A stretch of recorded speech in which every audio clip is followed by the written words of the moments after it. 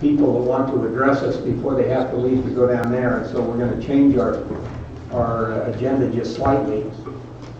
Just as an announcement, we remind everybody that we are streaming this live, and so when you address the commission, we ask that you identify yourself and speak clearly so that the thousands who are watching on YouTube can hear you clearly. We can be found, by the way, at YouTube/UtahDOT/live. And so we can be found there, and of course they're archived out there online as well. We welcome you to our Mid-Autumn Festival. Today, this weekend in China, because of the full moon, is the Mid-Autumn Festival. And everybody eats moon cakes. If you haven't had a moon cake, you're missing one of life's pleasant surprises. And so in honor of Mid-Autumn Festival, I am wearing my dragon tie. So welcome to our Mid-Autumn Festival Commission meeting. I think that because of this meeting that we have going on, we received just an email from the mayor welcoming us to West Point. Carlos, do you have that? Yes, I do, Mr. Chairman. Excuse me. Yes, I do, Mr. Chairman, and I thought I would. Of course, it's not. Okay, there it is. He wanted the mayor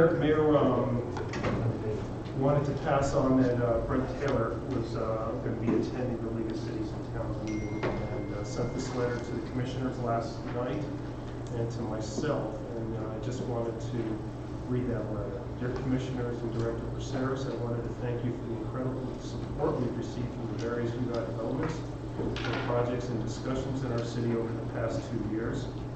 The responsiveness from UDOT and the willingness to support partnering with us on important projects has been refreshing and represents the finest in public service. I wanted to pass on our genuine thanks and recognition of some of the employees who have made a difference in our city. Choke Point project. Above all, I want to thank you for approving the $2 million for a Choke Point project at the intersection of SR 235 Washington Boulevard and SR 134 27 North New York. And I'm reading the wrong. This is the letter from North Salt Lake City. North Ogden. I am so sorry. I thought I don't have to look at anything from the West. From the West Point? No, I am sorry. Well, but this at least acknowledges that We will submit this for the record. some of those are unable to be here. What a beautiful place and a beautiful morning to drive up here and to see the beauty of this area. We are appreciative very much of being here in West Point for this meeting. We want to introduce the commission to you, and so and then the UDOT people.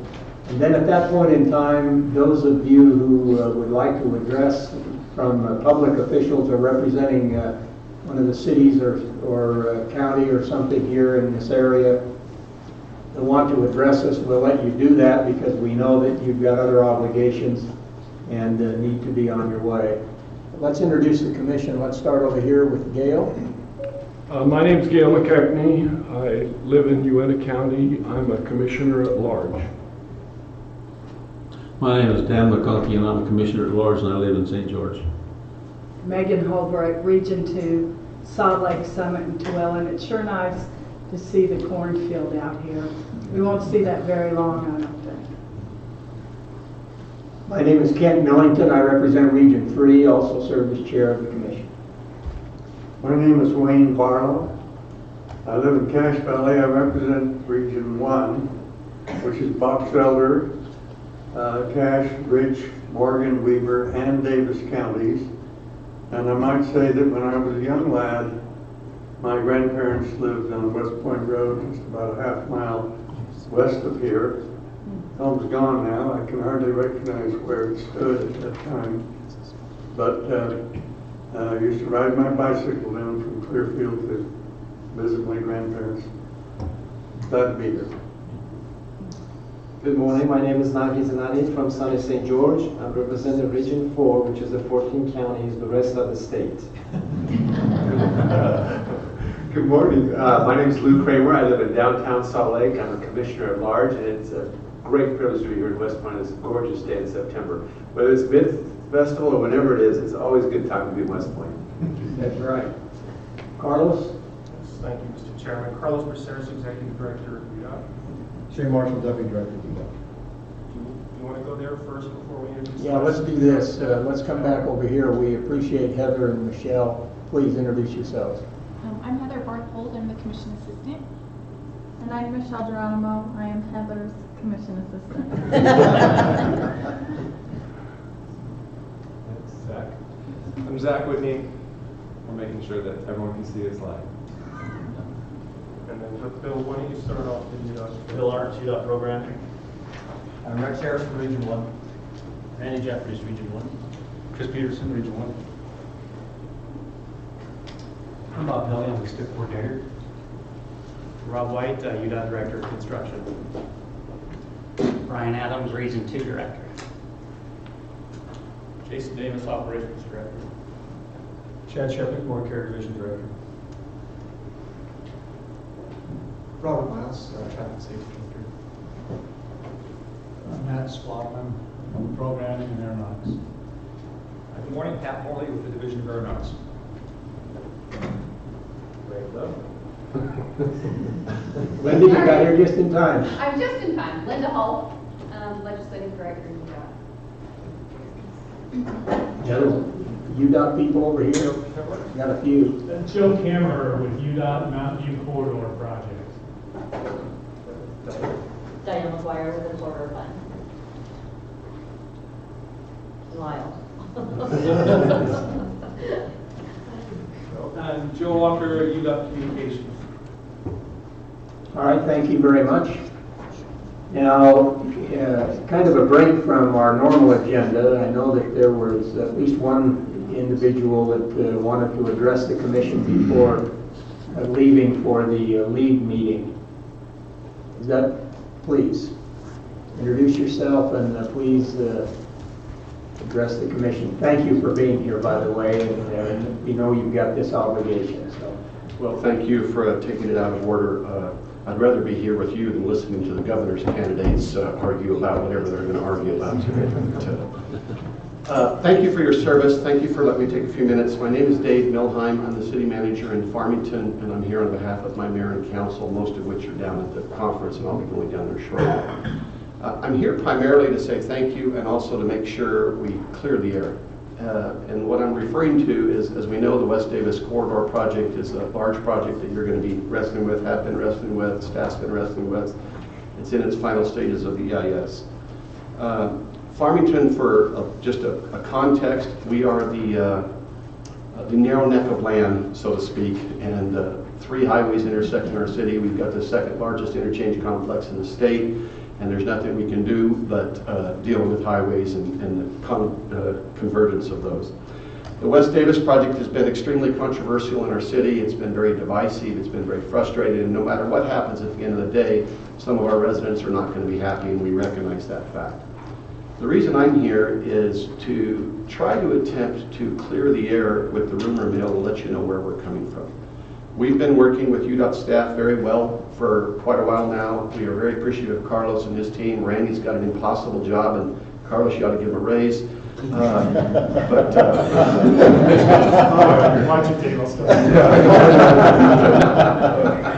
didn't ask me to say that. I would not want this job. Okay. And my job's tough as it is. But it's very hard to make everybody happy. We have issues in Farmington that are certainly going to affect us. And we believe that most of those issues will get worked through in the course of the process. There's a park that's probably going to have to be moved. There's the conservation easement valuation that will have to be dealt with. But the real reason I'm here is the reason that you guys wrestle with, and that's transportation. Shepherd Lane interchange is an incredibly important priority for us. I'm not talking about the Shepherd Lane alternative, which may or may not, see the light of day again. I'm talking about any traffic study that we've done, and we've spent several $100,000s on traffic studies and legal and engineering and trying to, make sure we understand what's going on, says that the Park Lane complex is going to fail. Our success in Farmington is probably contributing to that. We cannot have cars backing up onto I-15 and exacerbating the gridlock problem that we occasionally have on I-15. And all the studies point to the Shepherd Lane interchange as being a major step forward in addressing that. And so that's one of the things that we want to see happen. We know it's been moving up on the priority list. We know the funding has to be wrestled with. We know that we've got a commitment from UDOT staff that the EIS will be addressed as soon as it can be practical for that interchange. But we're also building a 200-acre plus business park north of the Station Park complex, which is going to, need that interchange and help the Park Lane issues. So what I'm really here to say is we appreciate your focus on these issues. You will not see Farmington come out and pass a resolution actively endorsing the West Davis corridor. My elected officials just can't without committing political suicide. What they will do is they will work with the staff in trying to address these issues of common concern, and we will try as hard as we can not to be obstructionists. Having said that, we need to make sure that the issues that we've raised, that we believe the staff is very mindful of, will continue to be addressed. And we know that it's our expectation that the EIS and record of decision will be out shortly. It's our expectation that the legislators will be working on the funding challenge that is associated with that as soon as the EIS is done. And we look forward to continuing to work with you, the legislature, and the staff in addressing those issues. I've met with some of you, and my mayor wanted to have me say this. We're more than happy to meet with any commissioners, tell you our issues, explain them. And we've been meeting with legislative leadership. We've been meeting with special interest groups in our community. We're in a tough place, and we recognize that you have a tough job, and staff has a tough job. We recognize that growth is inevitable. I deal with NIMBYism all day in my job, and people saying, don't let that happen. I'm going, well, then why did you sell your property, or why did your dad sell his property, and now I have to deal with it? So we've done our best to plan for this. We have a city that is, quite frankly, in the microscope right now on a variety of issues, and I haven't slept in 6 years. So I just want to say thank you for your service, and we look forward to working with you. If you have any questions, I'm more happy to for being here. Any questions or comments? Just one comment. That's the glory you get by being the center of the universe. The pitch point of this state. Say it. I didn't say it. Center of the universe. I just want Randy to get a raise. Well, we appreciate your attendance here. Thank you. Drive carefully back to your meeting. We'll see you. Thank you. Now we will have. Are there others that need to leave as well for the lead meeting? That want to address us quickly? We will have a public comment time after the local area presentation where we normally do this, but we know that others have obligations. Please identify yourself. And thank you, Commissioners. My name is Todd Weiler. I'm a state senator from District 23, which covers the Bountiful area. I do need to leave very quickly. I would just encourage you to consider moving up a project in my district, and that is to build a bridge over the railroad crossing at 2600 South or 11th North. It's 2600 South of Woods Cross, 11th North in North Salt Lake, and that is just west of the freeway interchange that was just reconstructed in the last 2 years. And I actually live in this area, and North Salt Lake City has been championing this cause and asked me to pass this along as well. So it's not a personal project per se, but just west of this intersection in the last 10 years, there have been more than 10,000 housing units completed in the Foxborough neighborhood. And as a result of that, a lot of people, if they're going to pick up a prescription or going to buy groceries or taking their kids to dance lessons, they almost all travel through this corridor. And a lot of trains will actually stop and they'll reverse and they'll go forward. I've lived west of this railroad for 19 and a half years. I can't tell you how many hours I've spent, and I'm not here to, the railroad has a job to do and they're often delivering to the refineries and things there. But there's a four-way intersection It's the first four-way stop west of that interchange. And what happens is when that area fills up, you can't turn right or left. You can't go straight. It completely bottlenecks that whole area. We also have at least four front runner trains an hour coming through with those tracks coming down. So I think it is on a 10-year plan. And my request would be that the commissioners, and I know you have an abundance of projects, look at maybe moving that up. I think it is a safety issue there, and I would appreciate your consideration. Thank you very much. Thank you very much. Thank you for being here. All right, that allows us then to move forward to having our local area presentation. You want to go ahead. Commissioner, welcome to West Point. It is beautiful out here, isn't it? I want to thank you for spending the afternoon with us yesterday. I thought we had a very enjoyable time on the tour. Great things that are happening in Davis County. We have our challenges, and there's some great things that are going on as well. So we appreciate the chance to highlight some of the good things and some of the maybe not so good things as well that we're dealing with this year in some of our projects that are going on. Today for the local area presentation, I've asked Rex Harris to give you the local area presentation, and then I'm going to tag on to the back of his presentation. Randy Jeffries is going to give us a short, quick update on the West Davis corridor. Since we are in the middle of the West Davis corridor area, we thought it would be only appropriate to give everyone who's here visiting with us, who's attending from around here, an update as well. And it's been almost a year since we've given you an update, so we thought we should do that this morning. So, Rex. Good morning, Commission. Thanks for coming up to West Point. Again, I'd like to say how beautiful it is out here.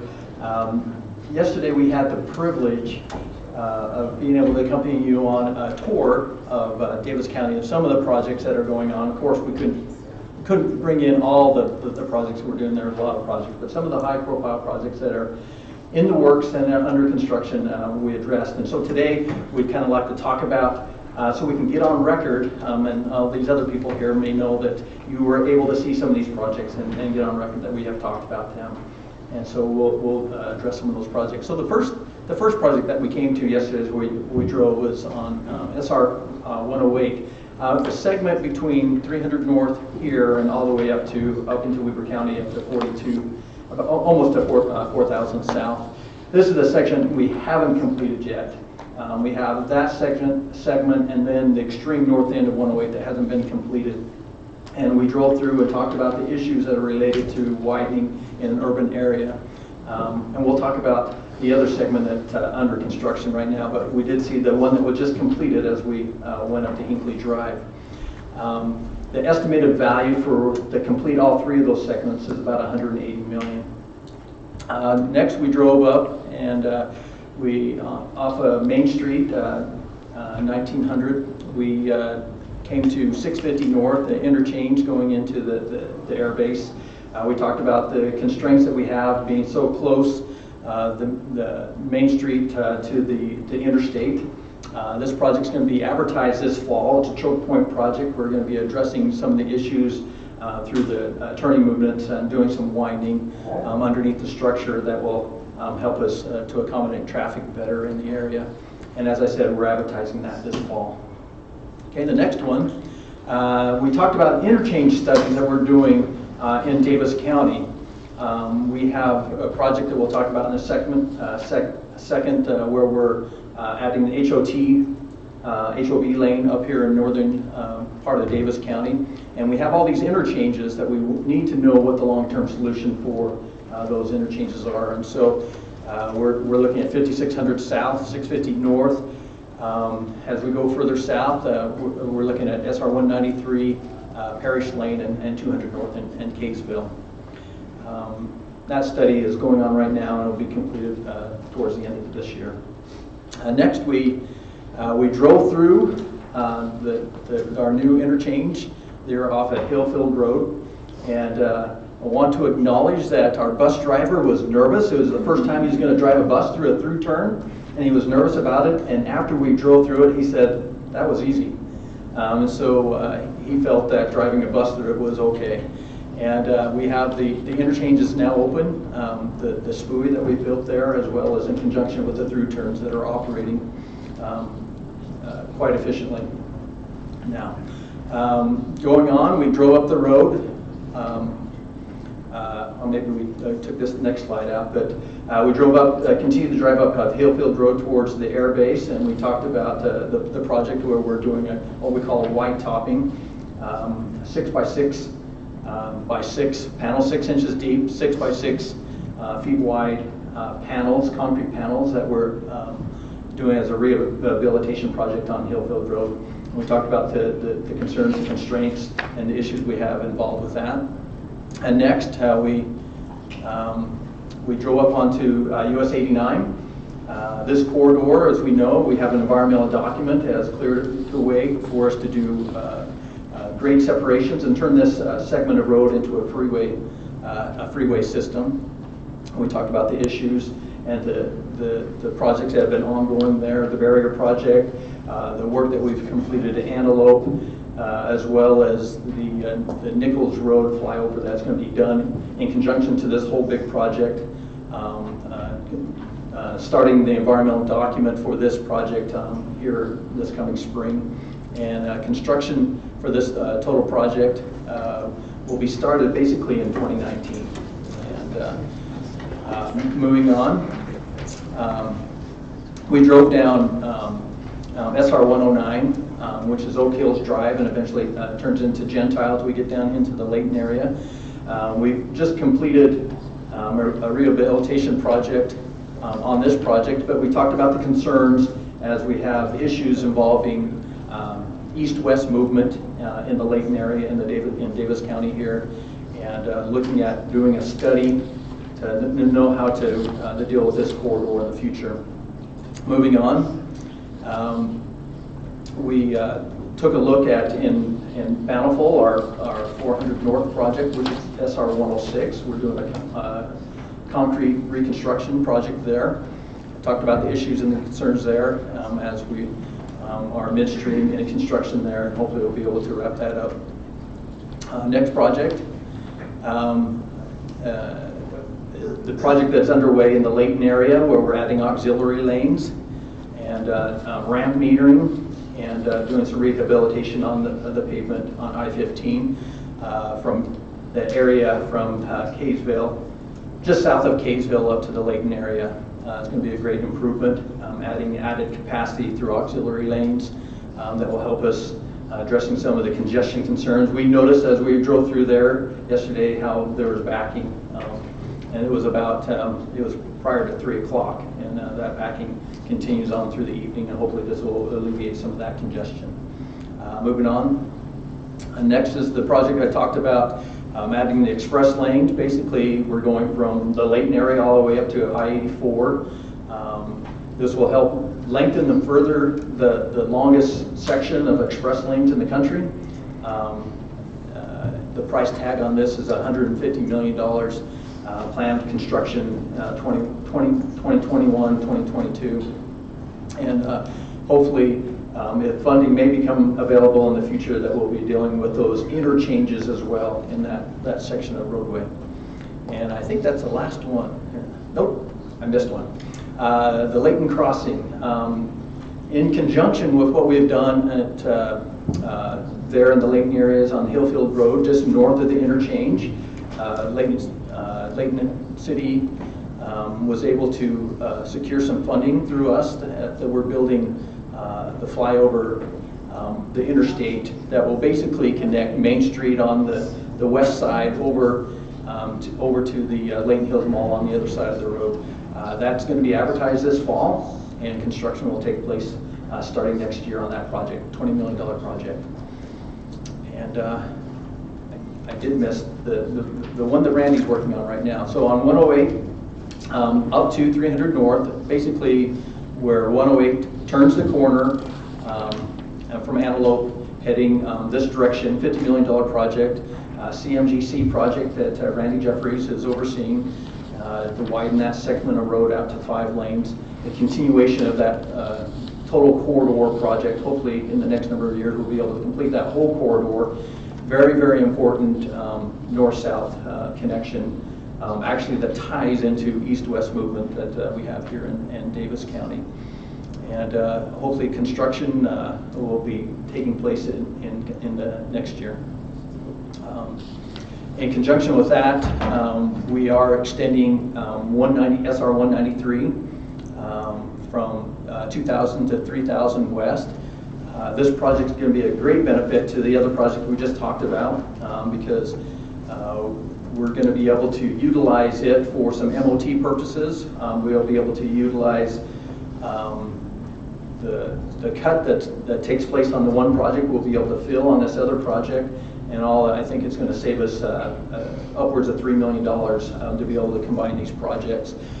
We initially got money that was out a few years to do this, but we were able to, hopefully today, there's an agenda item that will be able to move some money forward that will enable us to start on the right of way and that project a little bit sooner. And that's it. If there's any other questions, I'll turn the time over to Randy so Randy can give you an update on West Davis. Any questions? Good tour yesterday. So I just turned the Gilligan's Island 3-hour tour into 5 minutes. Hopefully that was Thank you very much, Rex. I do have one question. The construction that goes from, say, North Ogden, Pleasant View area up to Brigham City, is that still on schedule to be finished this? They're working feverishly, and they plan to have that completed in November. November. Okay. Good. Thank you. Thank you very much. Thanks, Rex. I was initially a little nervous to give this presentation, but then after I found out that I'm getting a raise, I felt pretty good. We'll talk afterwards. Now the pressure on. Yeah, no. Merry Christmas. Yeah. No, I'm happy to be here to give an update on the West Davis corridor.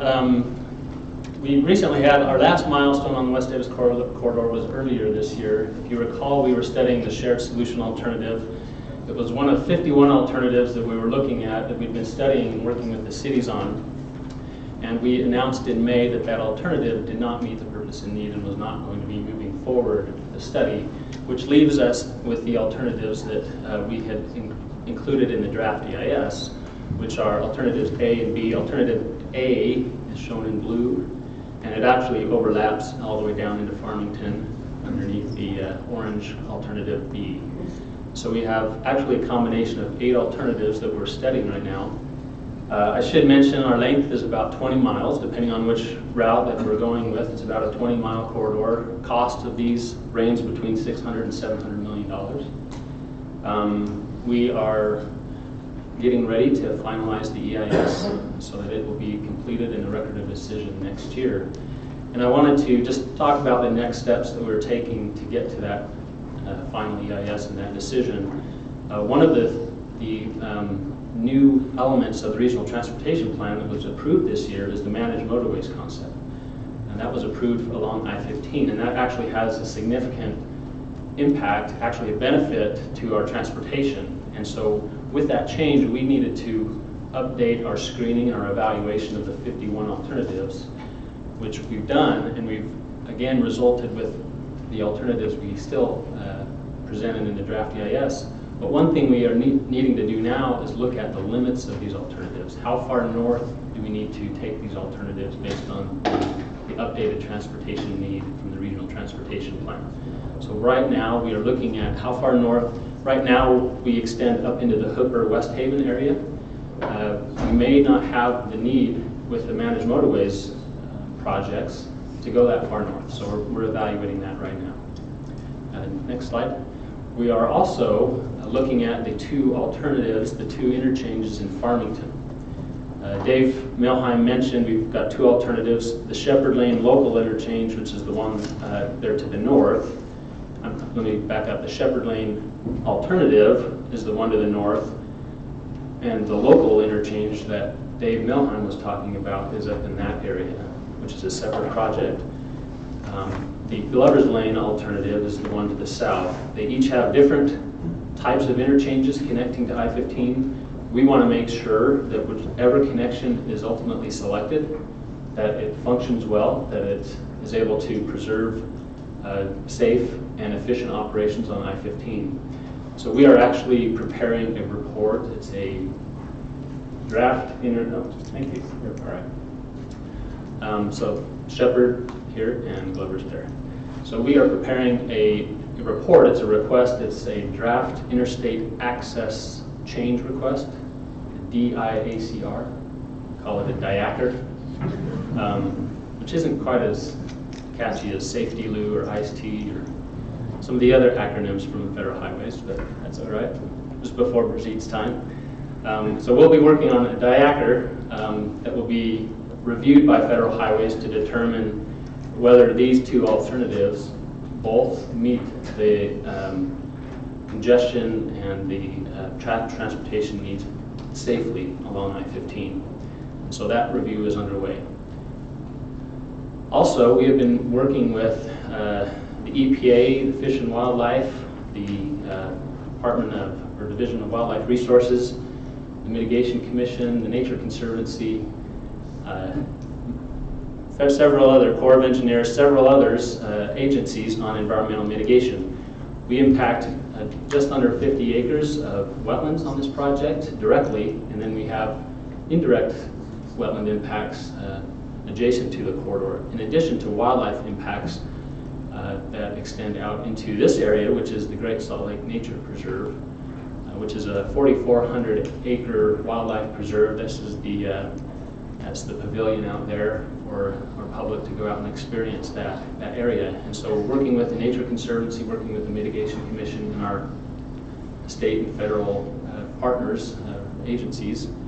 We are looking at possibilities for environmental mitigation for the impacts from the West Davis Corridor alternatives. So that's something that we're working on right now. We're also partnering with the cities. Now, I was careful when I put this together to make sure all of the cities' logos were the exact same size. Wait a minute, West Point. Hey, did you guys hack into my, what's going on? So we are partnering with the cities, working with them to discuss transportation issues within their cities, making sure that the corridor is supporting their growth objectives and meeting their transportation needs. If you want to advance, one of those topics are trails and aesthetics. This is the Syracuse Immigrant Trail. It's a 9-mile trail through Syracuse and West Point up into Weber County to make sure that this trail network is connected and continuous and safe.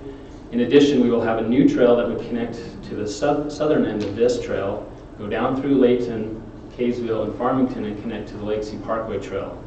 So we'd have a continuous trail all the way from Legacy Parkway Trail all the way up through West Davis into Weber County. And so that's a great benefit that the project will bring. We're also talking with each of the cities about aesthetics. We want to make sure that this corridor has as least possible impact visually. From a noise standpoint, we are planning on moving forward with noise-reducing pavement.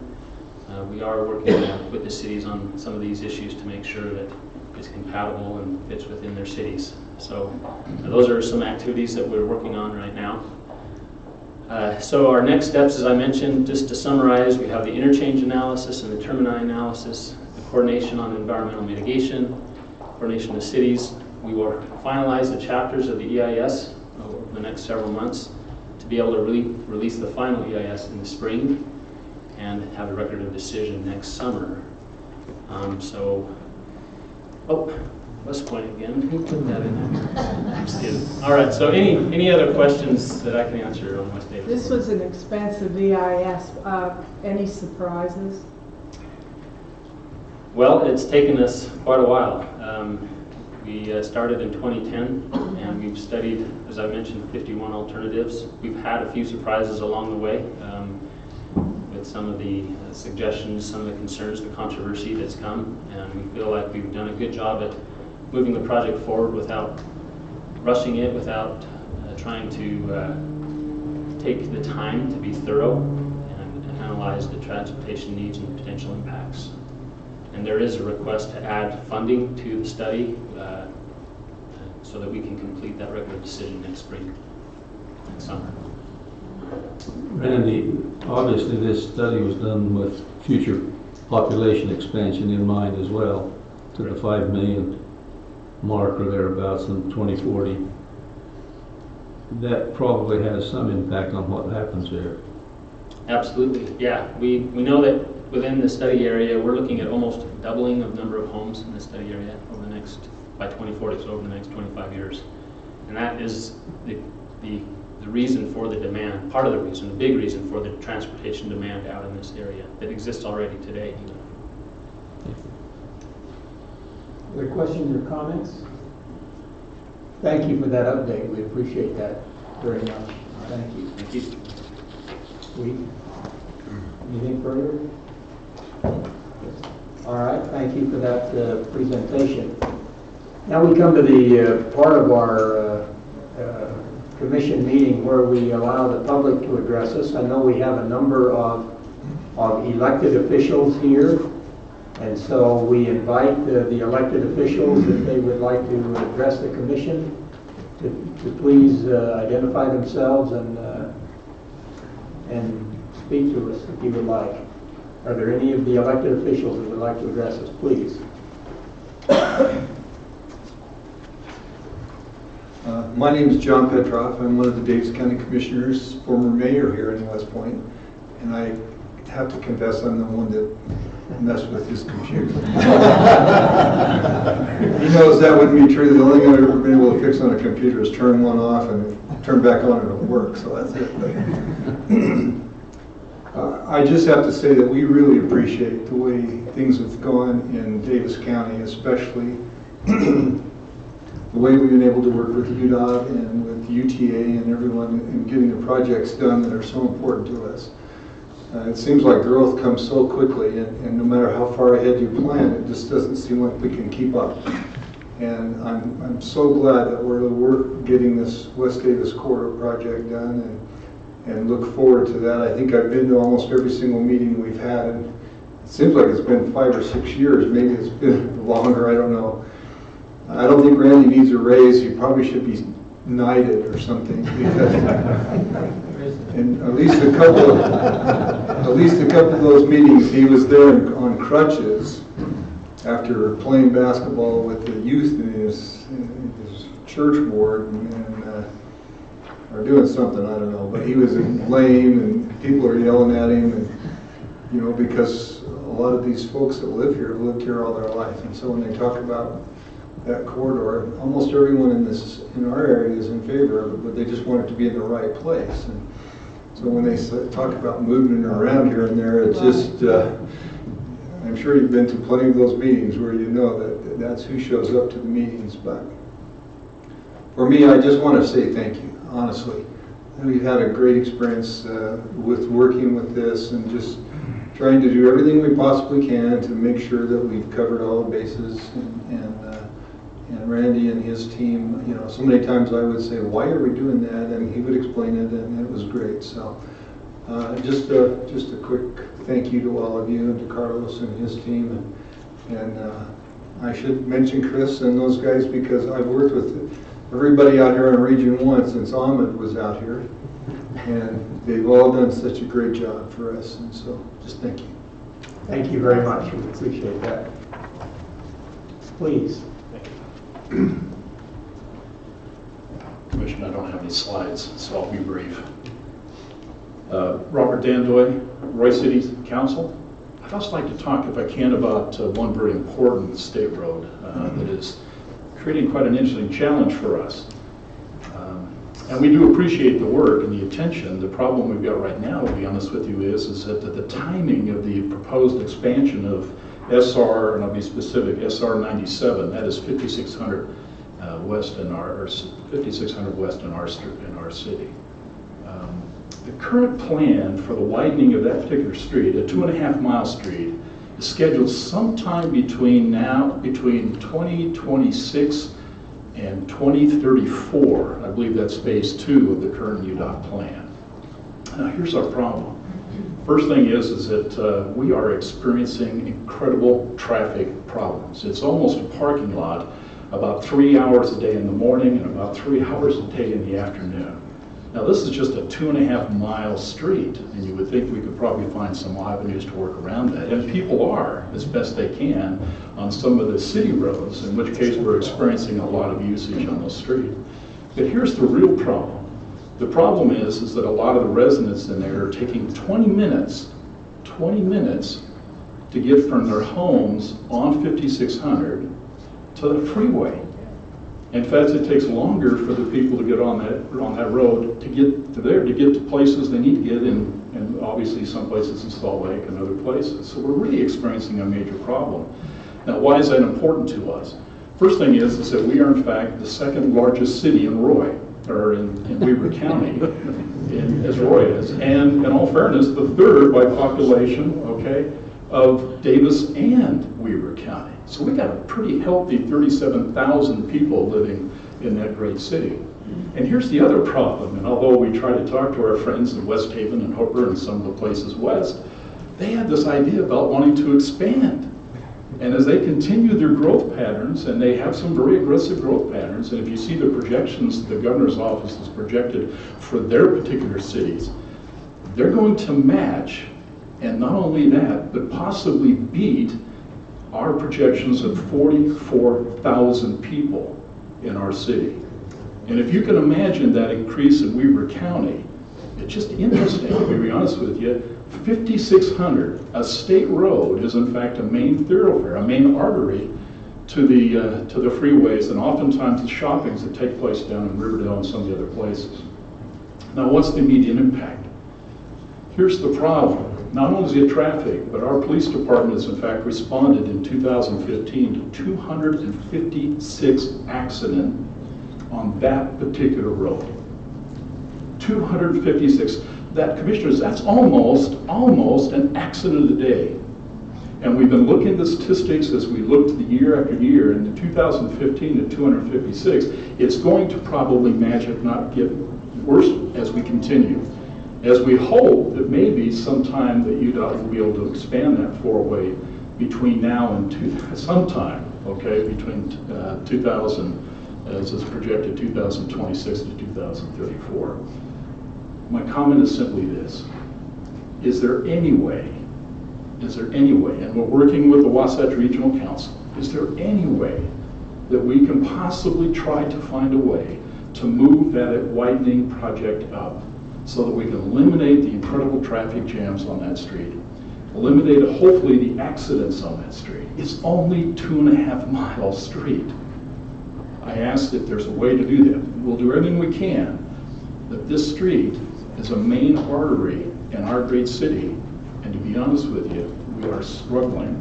We just completed a survey in our community, and the single biggest complaint that's on record for our city is the traffic jams.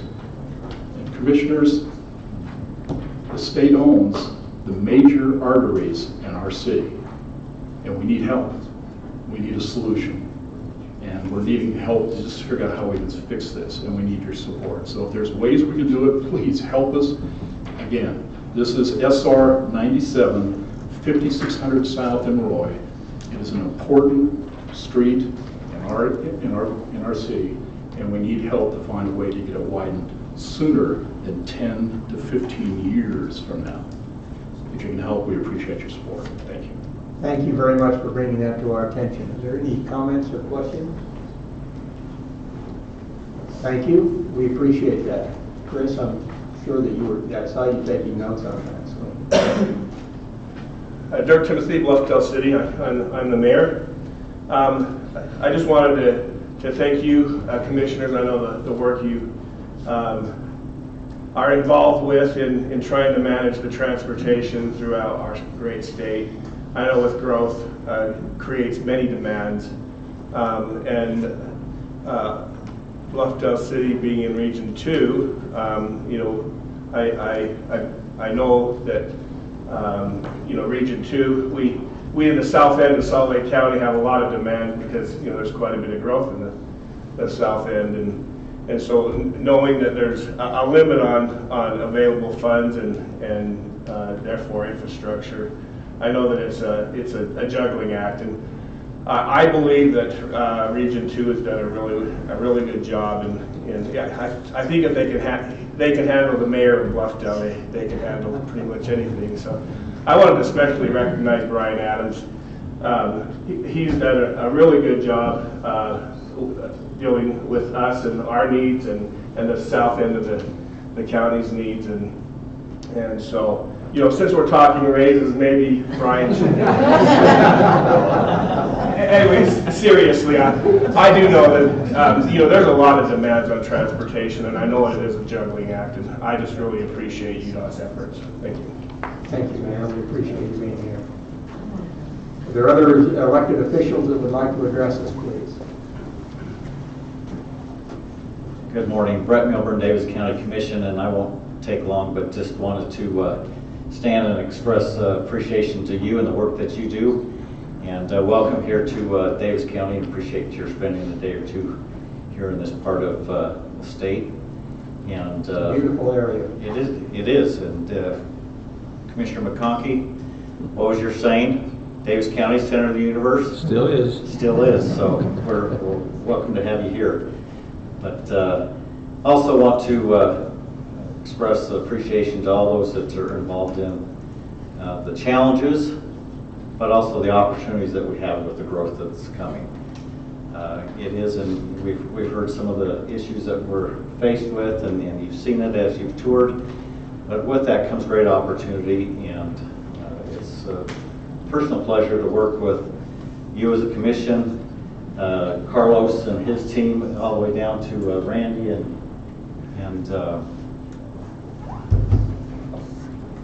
Chris. That's right. I was just talking about brain cramp all of a sudden. But and then of course, not only on the roadway side of things, but of course our transit options, and what an integral partner they are, and also Wasatch Front Regional Council. So once again, welcome. Thank you for the work that you do, and we appreciate the opportunity to partner with you. Thank you very much. Commissioner, what's the population of Davis County now? We are pushing 320. I can remember when it was 90. Things have changed. And growing. And it was still the center of the universe. And it was the center of the universe there. That's why all those people that gravitational pull, then. That's why you're at large. Are there other elected officials that would like to address us, please?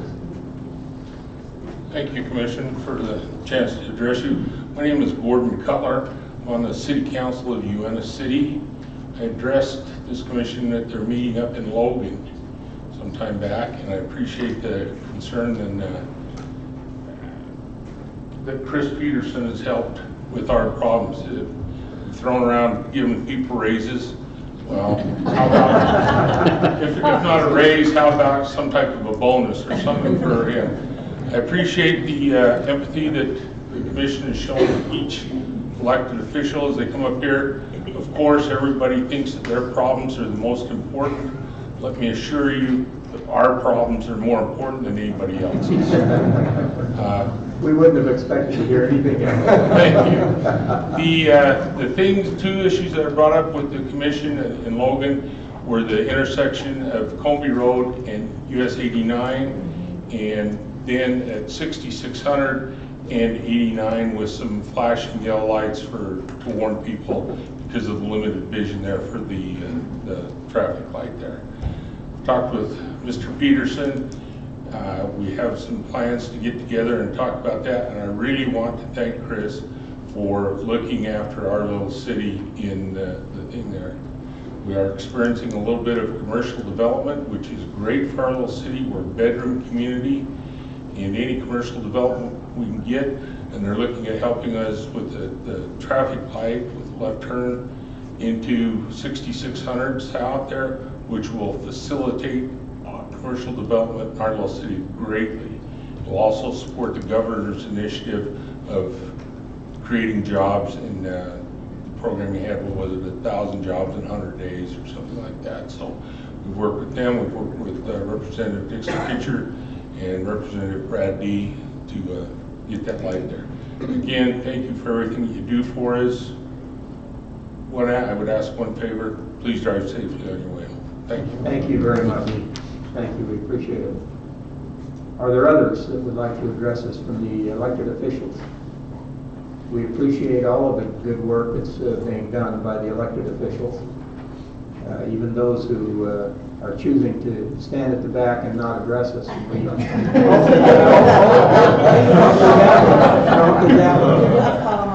Representative Mike Schultz. I was hiding out in the back because I don't have a suit on and I didn't want to come up and address you guys without proper attire. So, but, you are properly attired. I apologize if we have to wear these things.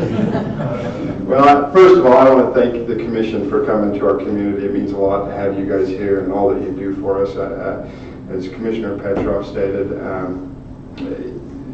UDOT has been great working with us, and we really appreciate that. And I think the commission as well. We realize that northern Utah isn't the fastest growing area in the state, but it is a very fast growing area, and one of the fastest growing areas in the nation as well.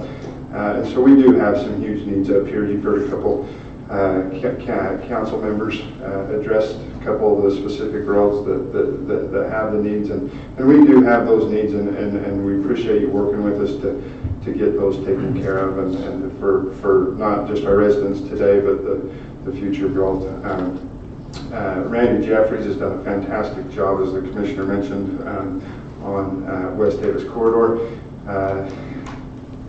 Worked tirelessly for a lot of years on that, and really got the ball moving and getting us to the point to where we need to be.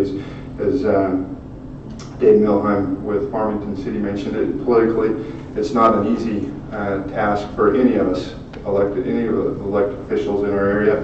We all have neighbors, we all have people who that freeway or highway will run right next door, take out their family houses or their family farms that have been in their farms or in their families for generations. But it is something that's very important to our area.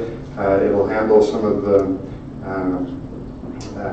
the east-west traffic, alleviate some of those concerns with everybody that's out west trying to get to east to get on the freeway, and then also take a lot of pressure off I-15 as well. So again, just so grateful for you guys to be here and all that you do, the service to our state and our area, and appreciate you coming out. So thank you. Thank you, Representative Schultz. Appreciate it.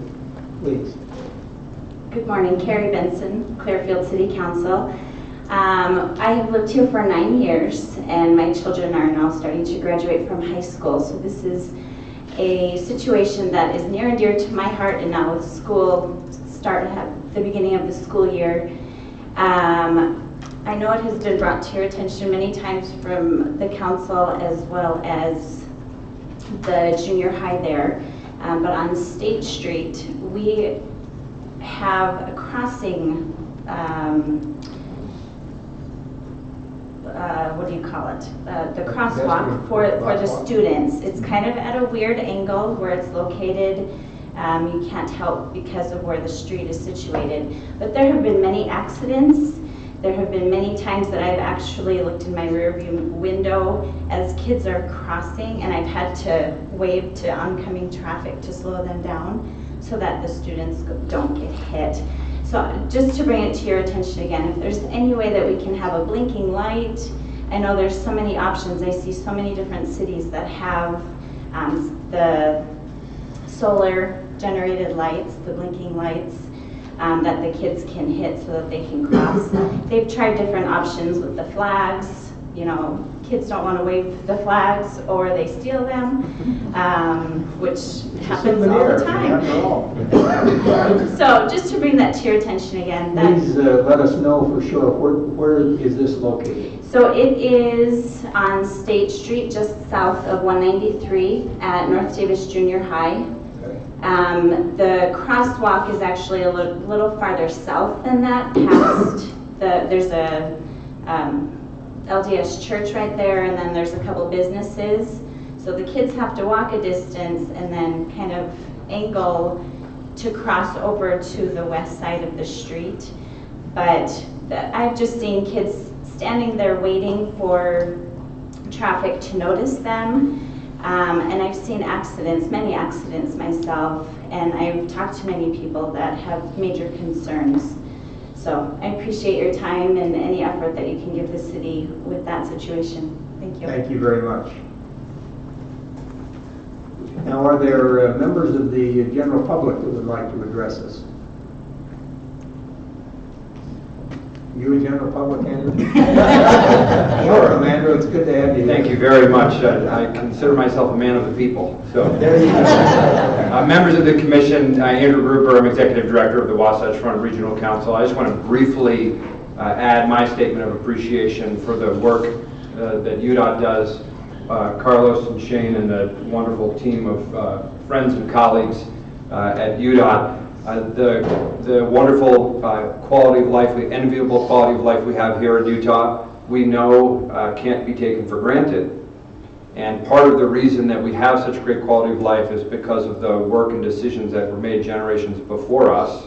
And we're engaged in the work now of thinking about the future and the growth that's coming, while working in collaboration and trying to be as innovative as possible in addressing challenges that we face right now. I want to commend UDOT for always being willing to think outside the box of just the state roadway network and recognizing the impact that the roadway network has on housing and economic development and air quality and vice versa. The topics and conversations that we engage in with UDOT, with the local communities, with UTA are myriad. And it is through that kind of collaboration and holistic view of the growth and development challenges and opportunities that we face that we're going to be able to maintain that quality of life for generations to come. So thank you again for the great work and collaboration. Thank you, Andrew. Thanks for your leadership with the Wasatch Front. Thank you. Regional Council. All right, if you perhaps noticed that while there were a lot of individual issues raised in the last half hour, there was a common thread of recognition of the great work that our UDOT staff does. We as a commission also acknowledge the tremendous work that's being done by the team at UDOT. It's a great privilege to work with them.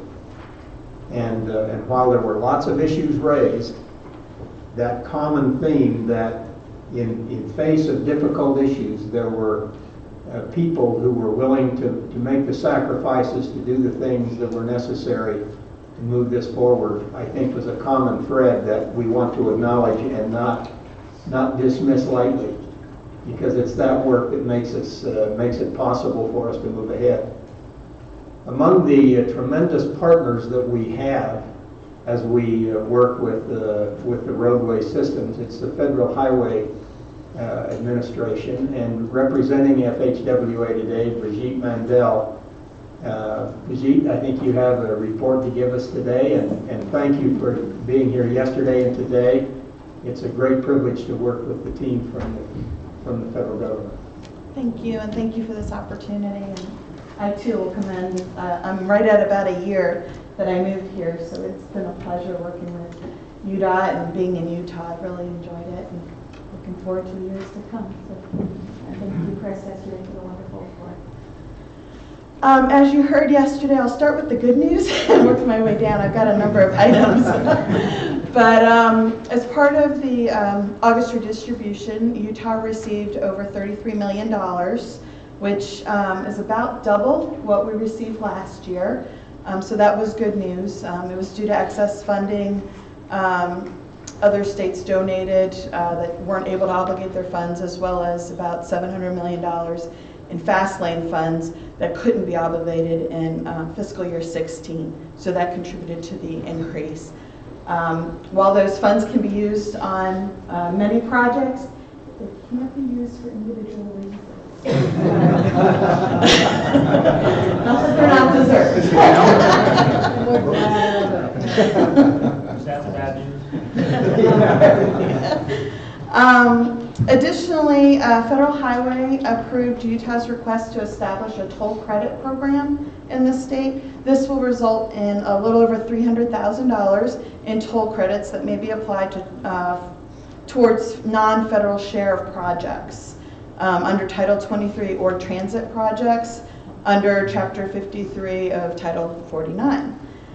It's our understanding at this time that UDOT plans to apply the credits towards the required 20% match on the FTA State Safety Oversight Program. NHTSA, our sister agency, reviewed and approved Utah's fiscal year 2017 Highway Safety Plan on August 24th of this year. And then Federal Highway Administration announced $14 million in grants to test new ways of funding highways under the Surface Transportation System Funding Alternatives Grant Program. One grant in the amount of $1.5 million was awarded to the Western Road User Change Consortium, of which Utah is a partner. So there's additional funding there. There were 2 Federal Register notices that might be of interest that came out in late August. The first one requests comments concerning Section 1421 of the FAST Act, which is related to productive and timely expenditure of funds. Federal Highway is creating a website to provide information and guidance on the use of programmatic approaches for project delivery, and we're soliciting comments on what should be considered for inclusion on that website. Comments are due October 31st of 2016. The second one, it has to do with Section 1316 of the FAST Act, assumption of authorities.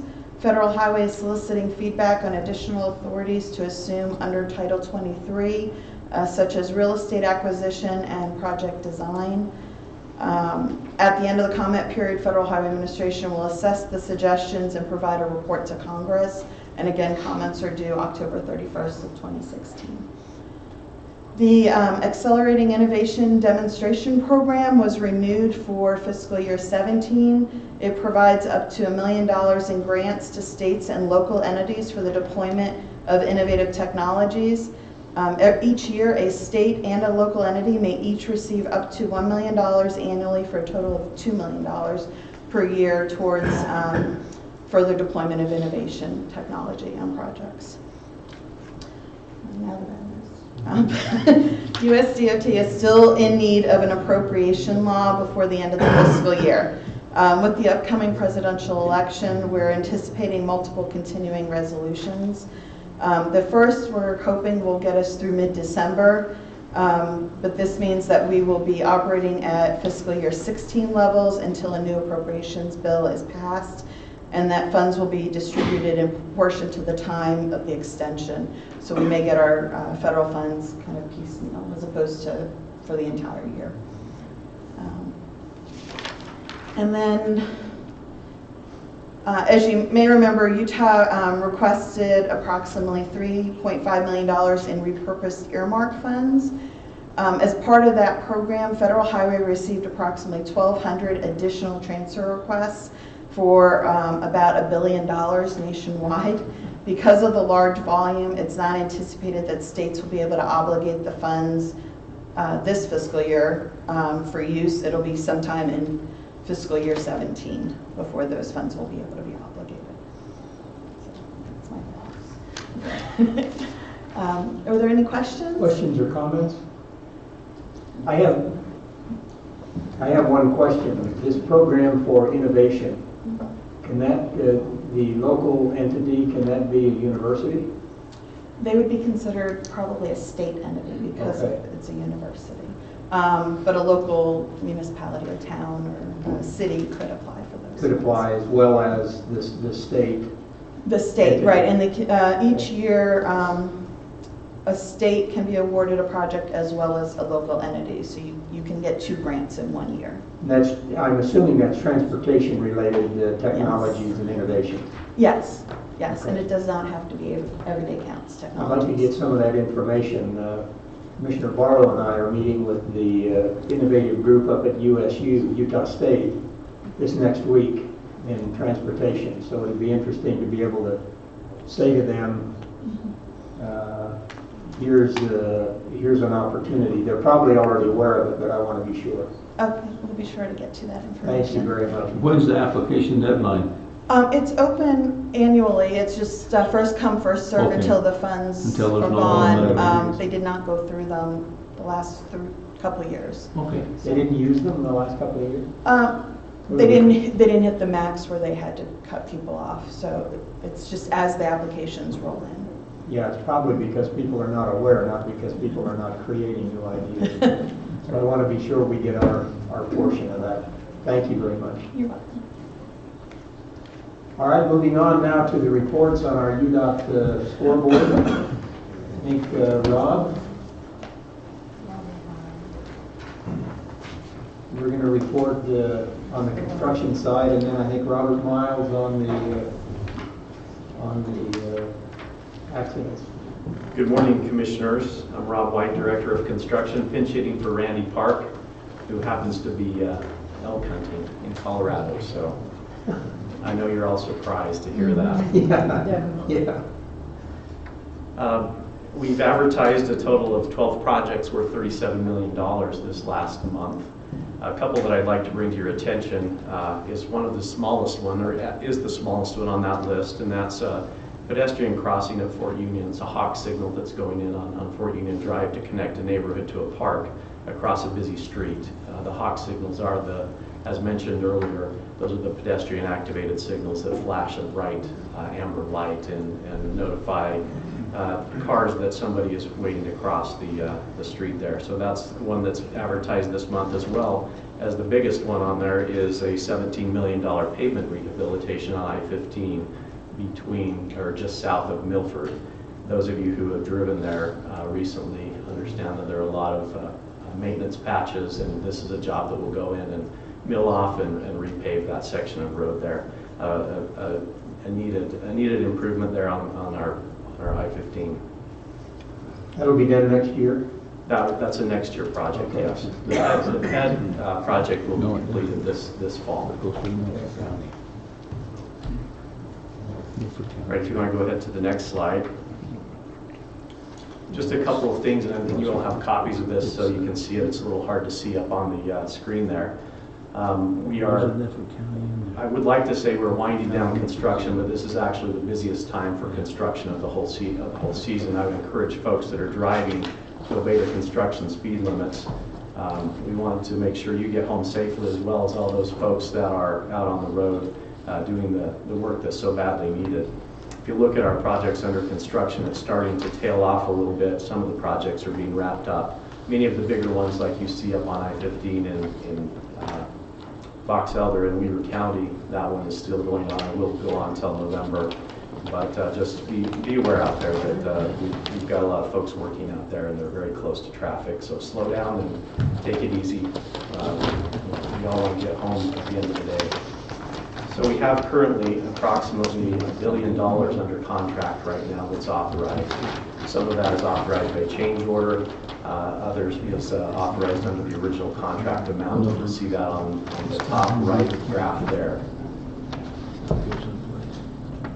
Contractor payments by month. Last month we paid $72 million out to our contractors on our road construction projects. That's your next graph down on the left. There's the middle one on the left. And then as far as our schedule performance, that next one on the right will tell you about that. And currently 74% of our projects are within 15% of the original schedule time, and this is based on percent complete versus percent of time elapsed. And then the yellow, there's another 12% of those, so 86% are within 30% of our schedule. So we're hitting our schedules pretty well on these. There's always delays on projects, but we feel pretty good about where we are with those projects. The final graph on the lower left is the contract award versus engineer's estimate. And this is something that we've been working hard on for many years to try to get those engineer's estimates accurate so that we're able to, if possible, move some of that funding to other locations. But for the last 30 projects, we currently have we've been the low bidder on some of those, and we end up, so we've got we're about 10.9% below overall in the last 30 projects. But if you look at that graph there. Are there any questions on any of these graphs or anything? Is the actual contract was 10%, almost 11% lower than our estimate? The bid was actually 10%. In our last 30 projects, the bid was actually 10% lower than our engineer's estimates. Okay. So we're getting good bids. The positive side of that is we're getting good bids. That have to do with the price of oil? Some of it may have to do with the price of oil. Some of it is a very competitive bidding environment. We have a lot of contractors out there that are very interested in working on the projects. Good, thank you. Okay. Other questions or comments? Well, thank you very much. Thank you, Commissioners.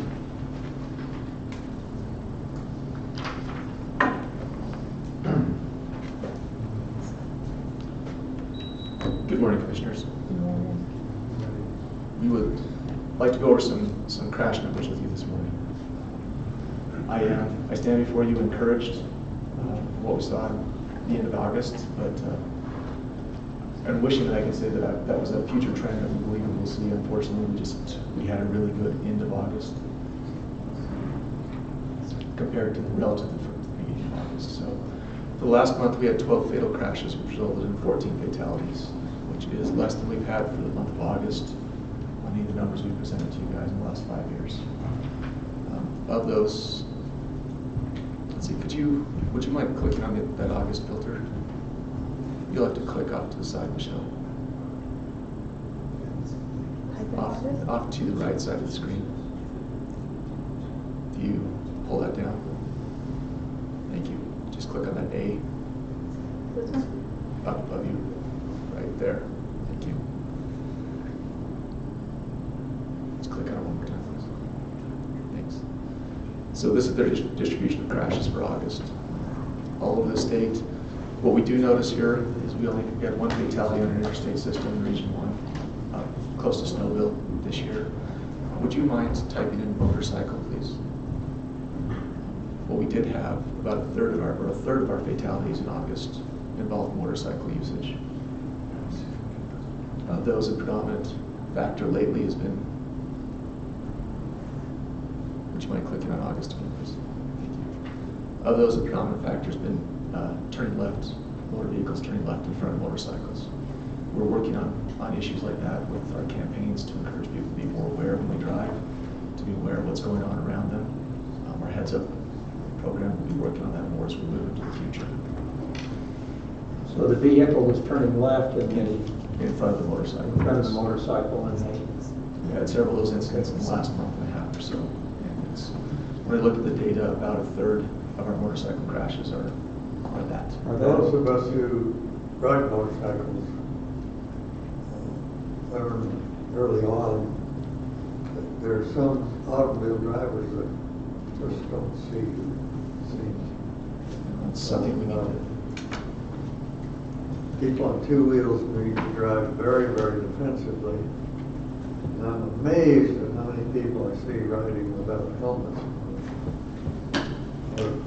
State law doesn't require that now. I don't like Big Brother telling us what to do, but I taught all my boys, if I catch you on two wheels without a helmet, that's it. You're done with it. And it's just common sense, and usually the fatalities involve head trauma. So we would also encourage the use of helmets as well, Commissioner. If you notice this morning, the way in our overhead message signs are messaging today that 88% of Utahns are wearing their seatbelts. That's our latest results. So I ran some numbers really quickly this morning. The alternate message we have with that is 57, I believe it's 57% of our fatalities out there are involved people who are not properly buckled up.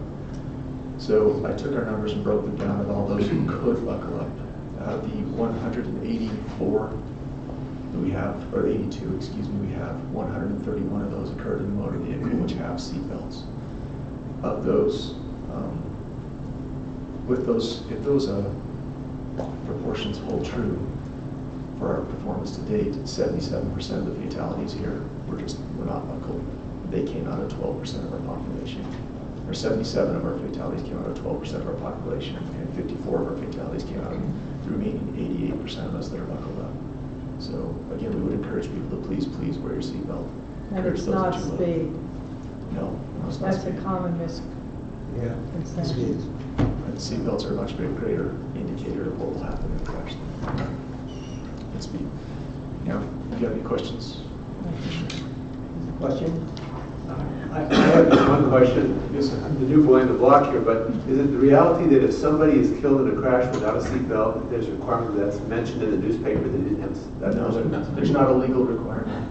Boy, it ought to be, because I say to my wife, I would be so embarrassed to be found dead. No, that I didn't have a seatbelt. I don't know if anybody We definitely don't want you to embarrass Lou, I don't think you'd care. Yeah, if you can read that, help. Mr. Chairman, I think, Yes. Commissioner Kramer brings up a really important point. You do notice the news media focusing in on More, yeah. seatbelt usage in these fatalities. Yeah. And that's really because, I believe, the strong partnership we've developed with our media partners and helping them understand the importance of getting that message out. And so they strongly believe it. They've been partners in our Zero Fatalities effort.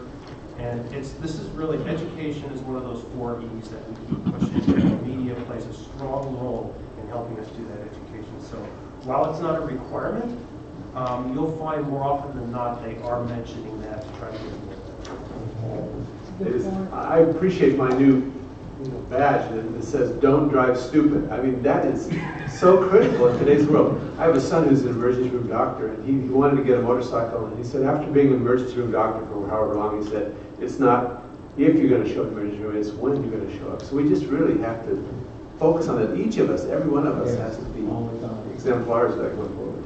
Thank you for your important work. Well, we're encouraged. We have a long way to go to get 0 fatalities, and that is our goal. That's where we're going to go. So thank you so much for your time today. Thank you. Thank you, Robert. We now will move into our business items. We have the first matter of business today would be the approval of our minutes from our last meetings. And so I would take a motion on the approval of the minutes. The reason I've moved this down to this particular section is because starting next month we will have the consent calendar, consent agenda will be the first item here in the business. So do I have a motion to approve the minutes of our 2 meetings last month? I so moved. Been moved and seconded that the minutes of our last meetings be approved. Is there any further discussion? All in favor? Aye. Opposed? Thank you very much. We move to item number 6. Who is leading out on this roadway transfer? Brian? Thank you. Question, Mr. Chairman. Please. There were 3 sets of minutes. I assume that the approval covers the meeting, the tour minutes, and the staff update. And the staff update, yes, there would be 3. Well, good morning, Commissioners. I always appreciate the opportunity to wear one of these. I'll bet you did. Like me. Yeah. So I'm here along with representatives of Bluffdale and the Mayor of Bluffdale to recommend approval of the jurisdictional transfer of SR 140 and Porter Rockwell Boulevard. As you guys are aware, we've discussed this transfer for quite some time with the commission. I think the last time we were here was back in November of 2015. And Commissioner Kramer, I think you're the only one that didn't get that opportunity. I'm a believer nonetheless. So back in November 2015, we came with Bluffdale City, and the purpose was to report on the progress of where we were at with the agreement. And at that time, we came and told everybody that we had, reached agreement on the terms and conditions of the resolution as well as the cooperative agreement. But at that time, we were missing one piece of the puzzle, and so we wanted to hold off on moving forward with the approval.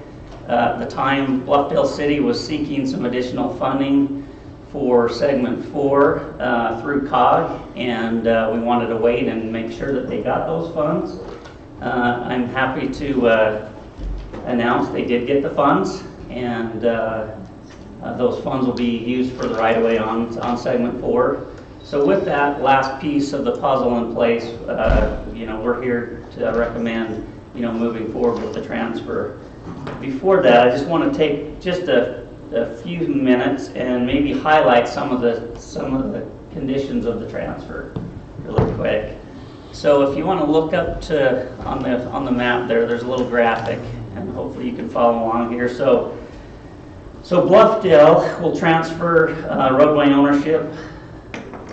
Thank you. So Bluffdale will transfer roadway ownership of Porter Rockwell Boulevard from Redwood Road to SR 140. And that's basically the green section right here, Redwood Road all the way up to 140. UDOT, in return, will transfer the roadway ownership of SR 140 from Redwood Road to 800 West in Bluffdale, which is the red section. UDOT has also advanced the city roughly $4.77 million as a good faith effort to help advance construction of segment 5. And the city will reimburse UDOT using WFRC funds programmed in 2018 through 2020. So we've went ahead and advanced the funds, and they are using those currently to work on segment 5. UDOT will reimburse the city for expenditures made on Porter Rockwell Boulevard to date, which totals around approximately $8.5 million. And UDOT has also agreed to pay Bluffdale City $1.5 million immediately after the approval of the resolution, and has also agreed that we'll pay the remaining balance, which is approximately $7 million, on or before the construction of the Jordan River Bridge. And then last... Ryan, it might just be good to point out that if you're following on Granicus, the colors are opposite of what you see on the screen here. Not sure how he did that, but... Wow. Yeah, so the blue is red, the red is blue on your screen. It's backwards. So the last item of the transfer here is the city will continue to maintain Porter Rockwell Boulevard from Redwood Road to 140 as they currently are maintaining it right now until we get the bridge in place. And UDOT has agreed that we'll continue our maintenance through the section of 140 up until the point that the bridge is built. Once the bridge is built and we've opened up Porter Rockwell Boulevard all the way so that we've got traffic on there, at that point in time, UDOT will go ahead and take on the maintenance of that facility, and the city will go ahead and maintain the section of 140. When is the timeline for the bridge?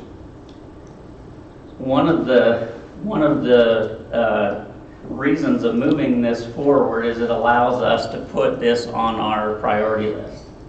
So once the transfer is approved, then it becomes a state facility, and then we'll go ahead and place it on the list for future funding, which it ranks fairly high in our prioritization list. So, Commissioners, just to remind you, this would probably be Transportation Investment Fund, TIF fund, and we're programmed out through 2022 currently. Ryan, also, could you please explain how you designate a new number, like SR 131 is going to be the new name? So how you do that? What's the process on that?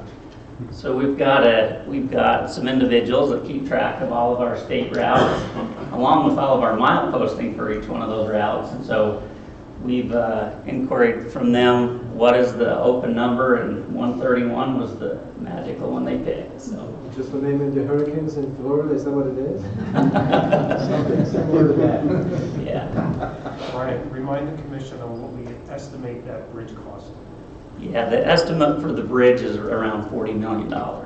Just because of the size, we've got to cross the Jordan River, which is a pretty elevated section through there. So we're estimating around $40 million for the bridge. That'll be 2 lanes each direction? Initially, it will be 2 lanes in each direction, but the environmental document that they just finished up actually will recommend out in the future a 7-lane facility.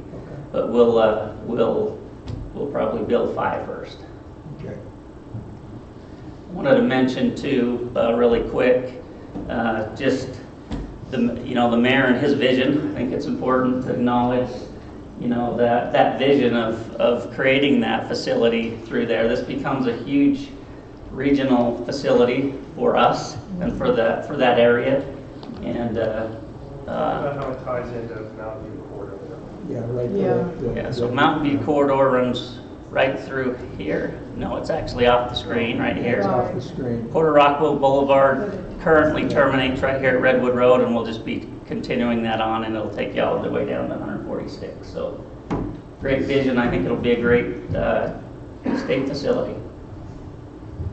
Limited access on that new 131, or will there be They, lots of access on that? part of the environmental document, it's limited access, but through the environmental document, they've identified access that we've agreed to along that corridor. And so therefore, we'll allow those accesses to go in as they develop. And then if there's any additional, they'll have to come and have conversations with us through our permitting process. Mr. Chairman, Brian, one question. Obviously, this is going to play into the point of the Mountain Commission, all those other things that are going on, but congratulations. I look at that map and just realized, 5 years ago, it didn't look anything like that, but it salute the forward-looking. That's the mayor. Yeah. So congratulations. And also, Brian, this payment from UDOT to Bluff City is going to be in cash or can be in kind? Well, there's a action item later on for the commission, so if you approve this, then there's a request in the programming area. Okay. Yeah. Any other questions? So you want a motion to approve this? I so moved. Second. Been moved and seconded that we approve this jurisdictional transfer. Thank you. As it has been described. Are there any further questions or comments? Well, is this the only road named after Porter Rockwell in Utah? It is, isn't it? So far. So far, that I am aware of. Okay. All in favor? Aye. Opposed?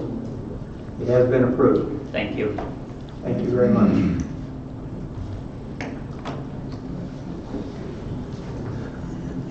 Do we, Mayor, do you have, or Mark, do you want to make any comments on what we've just done?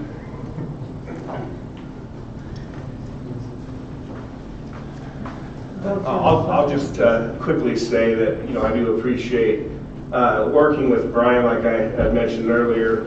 My comments earlier was more than just about Porter Rockville Boulevard. He has worked with the city really well, him and his staff in Region 2. As far as Porter Rockville Boulevard goes, it has, the design was changed a little bit from the original vision. Originally, it was going to curve right into 146 South, but with the prison relocation, which was not anticipated when we originally, came up with the idea. Instead of curving, it's going to go straight and connect into the new interchange on Bangor Highway. And we feel like that's an easier way to get to the freeway because eventually Bangor and I-15 will have a flyover. So again, I just really appreciate UDOT's efforts in helping us with this regional vision. Thank you very much. May I just say how much we appreciate all that Bluffdale's done. It's an exciting development, and the whole nation is looking at what's going to happen in your city, Mayor, believe it or not. Well, thank you very much. It's exciting. If I could just take 1 minute. Mark Reed, Bluffdale City Manager. 7 years ago, as when the mayor took office, he came in his very first meeting and says, we need to build Porter Rockville Boulevard. And it was not much on our radar at that time as a city. And this is such a regionally significant road that Bluffdale, with its $6 million general budget, $6 million general fund budget, really couldn't look to do anything of this scope. So I think his forward looking on this and seeing how the effect of neighbors to the west, as we've watched Taylorsville and Lehigh and others, the people west of us really don't want to come through Bluffdale, but they do need a route to get to the freeway. We have the Maverick, that's kind of our retail center, and people from the west are not breaking down the gates to get there, but to get to the freeway, Puerto Rocco Boulevard, and especially Mountain View Corridor, that's been a great blessing for the people to the west also. So I appreciate the mayor's forward looking on this regional scope and the commission's help and work on this also. Thank you. Thank you very much, Mark. Appreciate it. Bill? Now I'm going to get up. Now it's your turn. Looks like I was extra anxious today. I'm so used to getting up after the safety one, I was ready to go. All right, so I'll be covering the items under 7A. The first one that's coming up is our funding adjustments and award. We only have one project to bring forward today that is in that, and this is a final voucher for the Paris Lane Railroad Bridge Crossing Project. It's turning just over $700,000 of ACP funds that will return back to rebalance to the statewide program. So we'd like to seek approval to make the funding adjustment as detailed. Move for approval. Been moved and seconded that this money be returned to the statewide program. Any further discussion? All in favor? Aye. Opposed? Thank you. The next item is 7B. This is a funding request to transfer from the I-15 South Davis Operational Upgrades Project to 3 separate Region 1 projects as funding adjustments. So the total amount is 4.1 million of STP Urban Ogden-Layton funds. The first project is the I-15 at 68 North Interchange project. The request is 1.1 million, and this would cover the cost of additional rehabilitation work of the on and off ramps. Also to cover the cost of redesign some parts of Main Street intersection to accommodate some concerns of some businesses there. The second one is the I-15 ramps at SR 97, SR 103, SR 108, and SR 193. The request is 1.5 million, and this is to add for rehabilitation work to the auxiliary lanes between the ramps. This will also place all these locations to be under the same future rehabilitation schedule. And then lastly is on SR 232, I-15 to SR 193. It's 1.5 million. And this would cover the cost to accelerate the project by replacing segments of the concrete pavement with HMA or hot mix asphalt. This is due to some delays that were in the project, and it will allow the project to be able to be completed before winter. So we'd like to seek approval to transfer or move 4.1 million of STP Urban Layton funds to the Region 3 projects as detailed. Move for approval. Second. Been moved and seconded that the reallocation of the $4.1 million as has been outlined be approved. Is there any further discussion or questions? All in favor? Aye. Aye. Opposed? Thank you. The next item is 7C. This was mentioned earlier today. This is the West Davis Corridor EIS funding addition. Region 1 is requesting approval to add an additional 1.5 million of TIF funds to the West Davis Corridor to complete the EIS. So we'd like to make that motion as a request, approval to add 1.5 million of TIF funds to the West Davis Corridor EIS. Move to approve as presented. Second. Been moved and seconded that this $1.5 million adjustment be made. Any further questions or discussion? All in favor? Aye. Opposed? That's been approved. Okay, next item is 7D. This is Region 1's 2017 through 2019 Transportation Alternative Projects list. I'd like to bring these projects and add them to the 2016-2021 STIP. Turn one page back.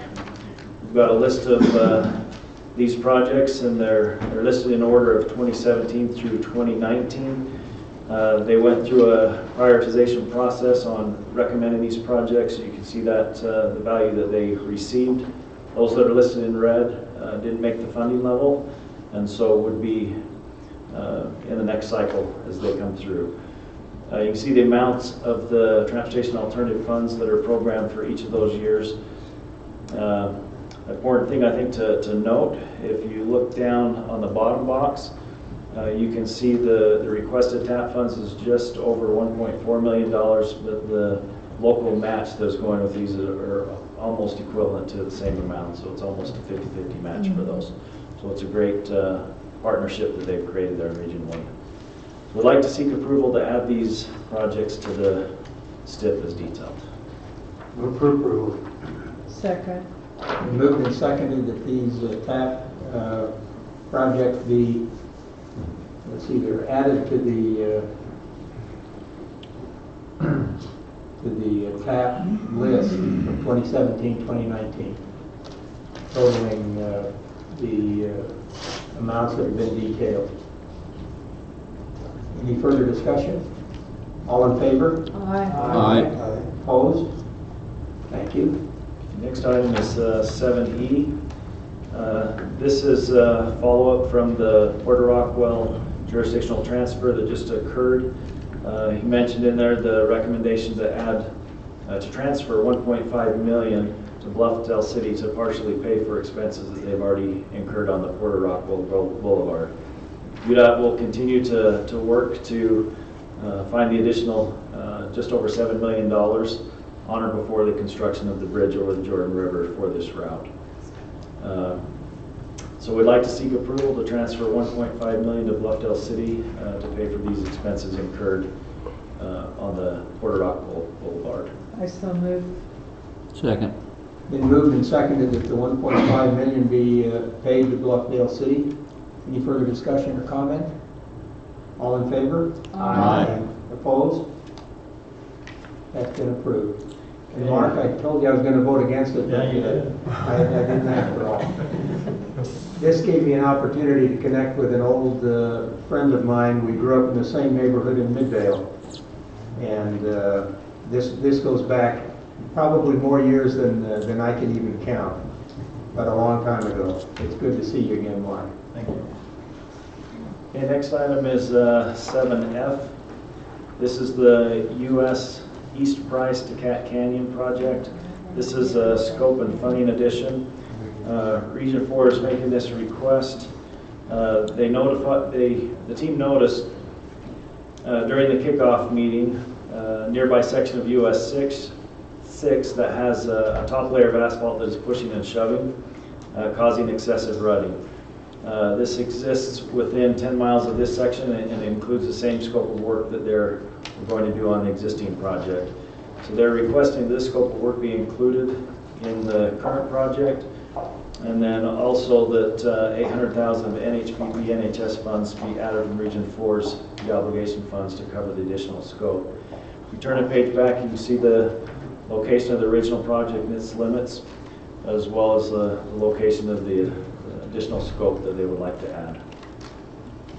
So we'd like to seek approval to modify the scope of work and increase the commission approved amount as detailed above for the US 6 East Price to Cat Canyon project. Mr. Chairman, I've seen this project and I've been briefed by that, so I would like to make a motion to approve it. Second. Been moved and seconded that this project be approved with the additional funding. Any further discussion? All in favor? Aye. Opposed? Thank you. Okay, next item is 7G. This is regarding the 1500 South Phase 3, 1350 West, 1100 West project. This is a scope modification. The Wasatch Front Regional Council and Region 1 are making this request. Currently, the main scope of the project is to widen the 1500 South between 1100 West and 1350 West and add shoulders and reconstruct the existing asphalt section. The scope modification will extend the project limits to facilitate the street transition and and drainage. They'll also connect sidewalks to the subdivision on the north for pedestrian access, as well as include the railroad crossing within the project limits. There's enough funding within the project to handle this additional scope work. This was also a board modification that was approved by WFRC on their August 25th, 2016 meeting. There's a map that shows the project location and the additional scope of work that stretches it out to that railroad crossing. And so I'd like to seek approval of the scope changes detailed for the 1500 South Phase 3, 1350 West to 1100 West project. Move for approval. Second. Been moved and seconded that this scope change be approved. There's no additional funding, so it's just a scope change. Correct. Is there any further discussion?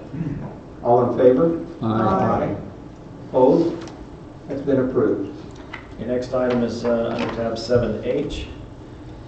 This is Region 1 funding swap and returning funding to the program. Now this looks great. Hard to explain, but I'm just getting in a nutshell. We're taking $7 million off of the South Davis Operational Upgrades Project.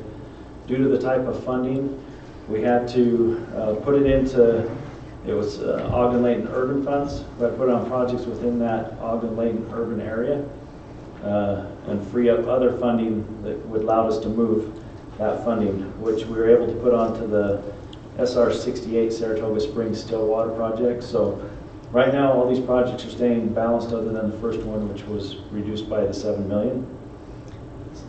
So this gets us to the SR 193 extension.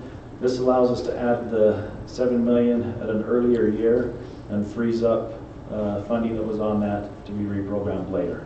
So the reason it's coming to the commission now is because we are freeing up that $7 million and reducing the value on the I-15 South Davis operational upgrades. Do I understand that this is moving funding from Region 1 to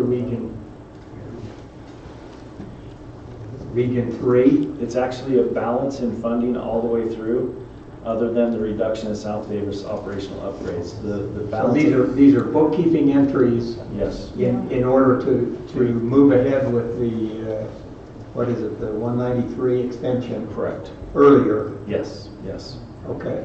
And it does free up that TIF money that was on 193 in a further year out. Yes. That will come back and This enables us to move quickly on the extension of 193 right down here, close to where we are now. Yes. Yep. And then those funds that are currently allocated will be used later on for other purposes. Correct. Okay. Sounds good. I'll move for approval. Second. Been moved and seconded that this bookkeeping entry be allowed so we can move forward with a much needed project here in Davis County. Any further discussion or questions? There goes your raise, Chris.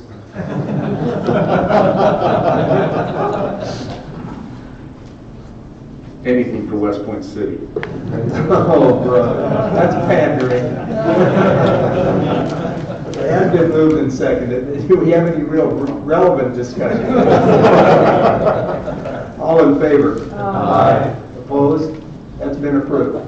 Okay. Break ground, let's extend on Mr. Chair. Please. So the end of all that leaves about $7 million in 2020. It's unprogrammed. At some future date, we'll come back and ask the commission to program.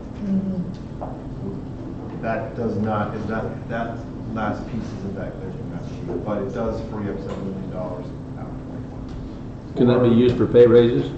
Just projects. Randy, Brian, yes. All right, thank you very much. Okay, next item is 7I. This is an informational item. This fell within the purview of the assistant director. We took some funds from program and contingency to do some right-of-way. It's a new project to do right-of-way descriptions for Little and Big Cottonwood Canyons. This was funded at $100,000. Any questions on that? The question, this is just for information only.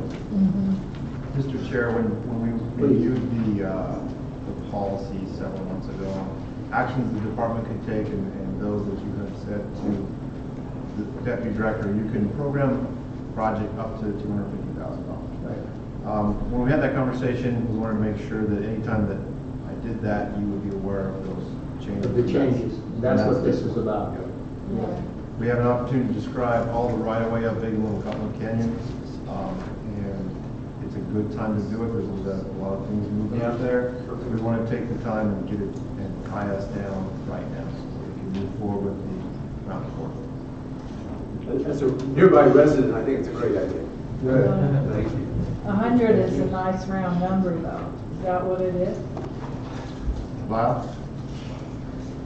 We estimated, and we're hoping that it comes in. We don't really know. Part of the challenge is we don't know. Right. But we did some quick and dirty back of the envelope estimates, and we believe that it's sufficient to give us what we need. Not that I don't trust you. It was just a nice round number. Thank you. One more informational item, I guess. Yep, 7J. The Joint Highway Committee and Roosevelt City are combining two projects into one. Scope and funding is remaining the same. This is on State Street in Roosevelt. They're programmed through the Joint Highway Committee, combining them. They feel they can get some efficiencies there. There's a map that shows the location of the one project, and then the other safety piece that was also fell within the same scope. So we're just doing them together, same location. Any questions on that informational item? Thank you, Bill. Thank you. Appreciate it. Lyle, I think you're up for corridor preservation issues and also the property exchange, items 8 and 9. Good morning, Commissioners, Chairman. All right. Okay, so as we begin this part of our piece, we'll go through the fund balance first so that we can bring you up to date on what has happened and is happening with your prior obligations and authorizations. So our balance forward as of the beginning of September is $14.2 million. Our revenue from July, since we didn't have a meeting in August, through September is $1.2 million. And then you can see we've had 7 acquisitions in that time frame where we've completed and closed on the sale or purchase of the property, and then some miscellaneous expenses totaling $1.8 million. When those are netted out, we have a fund balance as of September 7th of $13.7 million. Are there any questions about that particular portion yet? Okay, so moving down, in previous commission meetings, you have obligated, but we have yet to spend because we're in various stages of acquisition, $7.9 million worth of the fund, and the status is on the far right column for those of you who would like to know the progress that we're making on these. And when that's netted out, it leaves us with an unobligated fund balance of $5.7 million.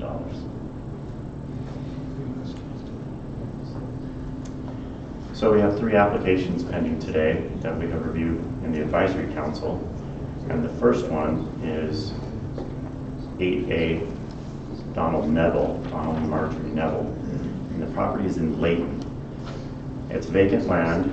It's about 23.81 acres. It's zoned residential suburban. Minimum lot size is 1,500 square feet, or 15,000 square feet, pardon me.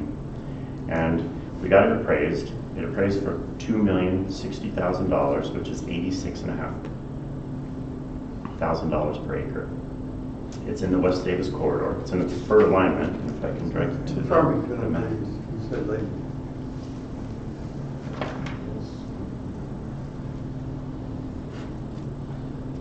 It says Layton on the info sheet. Oh, I'm sorry. My first one here is Neville. Which one are we looking at? Tippett. Tippett, okay. I have that as the third one in mind. Sorry. No, I appreciate that. Okay, so we have Brett and Eileen Tippett's. And this property is indeed in Farmington. It is a 1 acre vacant lot that has utilities stubbed, and the family was planning to build a home on it. It got brought to our attention. One of the things that we asked was how long they owned it, and it's been in their ownership for almost 20 years. So we got an appraisal. The appraisal came in at $170,000 for the lot. We would much rather have the property as it is in the preferred alignment. If you look at the map, it's in it's right smack in the middle of an under or overpass, and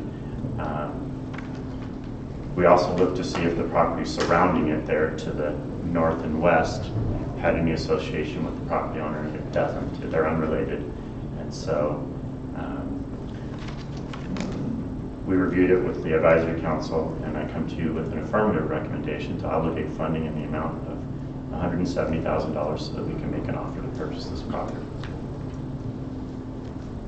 Move for approval of the purchase. Second. Moved and seconded that this purchase from the Tippett's property be approved. Any further discussion or questions? All in favor? Aye. Those opposed? Thank you, that's been approved. That's your marching orders, Diane. Okay, the next one is Neville, which we have, again, this one is in Layton. The property is 23.8 acres. It's residential suburban. The land was appraised for $2 million, which is $86,000 an acre. It's also in the preferred alignment, and if you look at the map, you'll see that the property is bisected from the southeast to the northwest, and it basically cuts it into two pieces. One in the north that does retain access, and the property owners are still trying to evaluate whether or not they will choose to keep that piece of property. That northern piece, the 4.5 acres, yes. The remaining 3.6 acres on the south side will be cut off and landlocked in the after condition. You'll also notice there that there's that property immediately to the east is the Barlow piece that you obligated funding for. Yeah, we're in the process of buying. And the piece, just if you could go back to the original, the first one. There, yes. So where it says West Side Drive up there in the top right, that property has just been sold off, and a new school is being built there to accommodate the residential growth. So we would prefer to keep the residential growth off of this piece of property, and we went to the advisory council, and the advisory council has given me the authority to recommend affirmatively to authorize or obligate the amount of $2,060,000 from the Corridor Preservation Fund so that we can make an offer to purchase and preserve this corridor for the future project if it is passes the environmental muster. Move for approval of the purchase. Second. Been moved and seconded that this purchase be made. Is there any questions or discussion? Mr. Chairman, may I just say that I had the opportunity to go to my first Corridor Preservation Subcommittee advisory meeting, and Commissioner Barlow educated me, but I thought Lyle and his group have done a superb job of preparing these and setting forth the rationale. And I just have a lot of confidence given the experience at my very first meeting at that advisory committee. Thank you. I do have the question, what happens, we approve the entire purchase of the 23.8 acres, and they decide that they would like to keep the 4.5, will our purchase price, I'm assuming, be reduced accordingly? That's an accurate statement, yes. Okay. And then the difference would just remain in the fund to be reallocated for a future And date. the other 13 acres that would not be used for the roadway will be available for sale at some future date, I'm assuming, once this all gets done.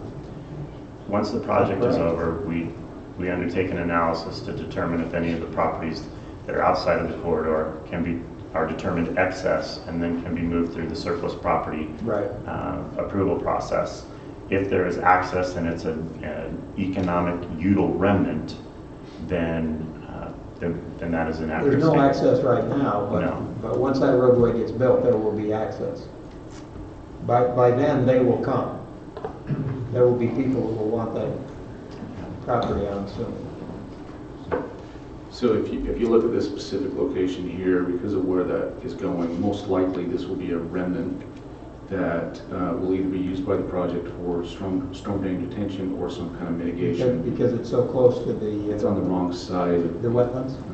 It's on the west side.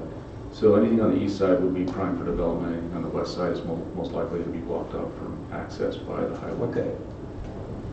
Looks like 2 feet of it is, or it's 2 feet from the shoreline of the Great Salt Lake. Is that map accurate? It depends on where the lake is. You mean the meander line? Yeah, I'm not sure. So I'm trying to figure out where the lake actually is. It's way out. Well, see. Well, it says Great Salt Lake down there. It's written. Yes. Yeah. I think it's close. Well, see, those, I don't know what those circles are. Well, if you go, could you go down to the next one, the zoom out? The upper right-hand corner there, you'll see it's... Oh, you're along the lake. Okay. Those circles are detention ponds that the city and the Nature Conservancy work together on. I thought that was the edge of the lake. No. The lake is farther west, much farther west.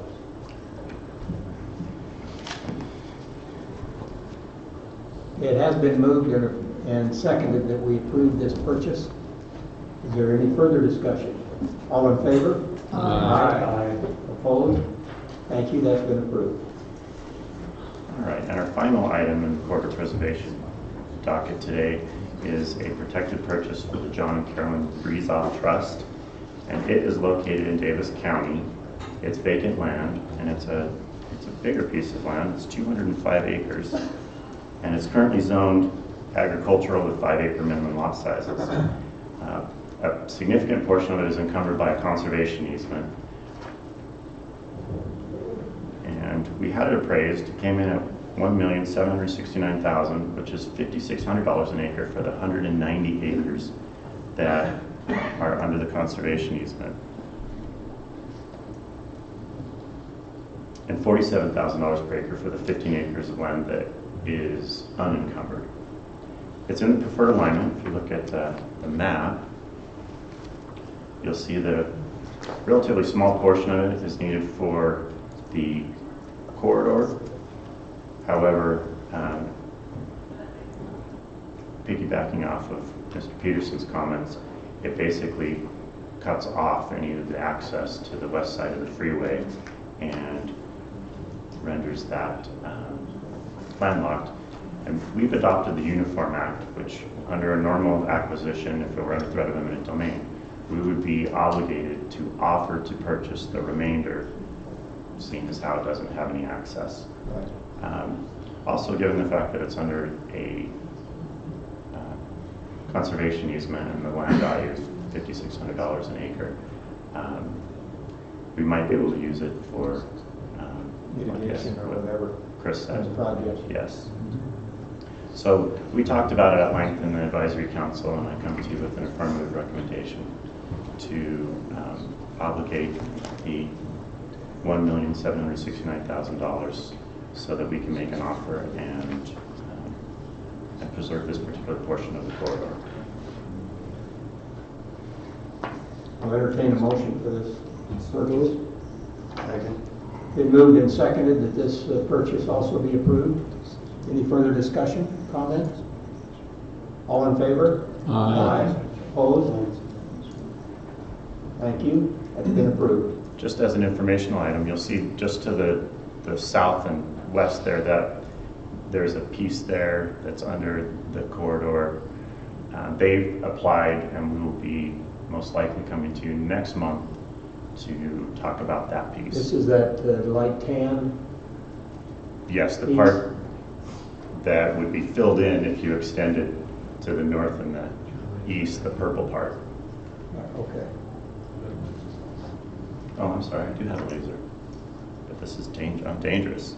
This part right here. Yeah, right there. Okay. Thank you. I have one question, Lion, please. On the Gateway Commercial, you have the space as a whole, holding for what purpose? Is it negotiation still, appraisal, or? Oh, on the Obligated, yeah, fund. SR9 Gateway Commercial, for 1 million status hold. that one, if you'll recall, the commission obligated the $1 million solely to close an access on SR9. Right. And as we were looking at that, we identified the potential for alternate access to be obtained, which would basically obviate what we had tried to accomplish. So before we expend that $1 million, we want to make sure that there is No other access that they can then come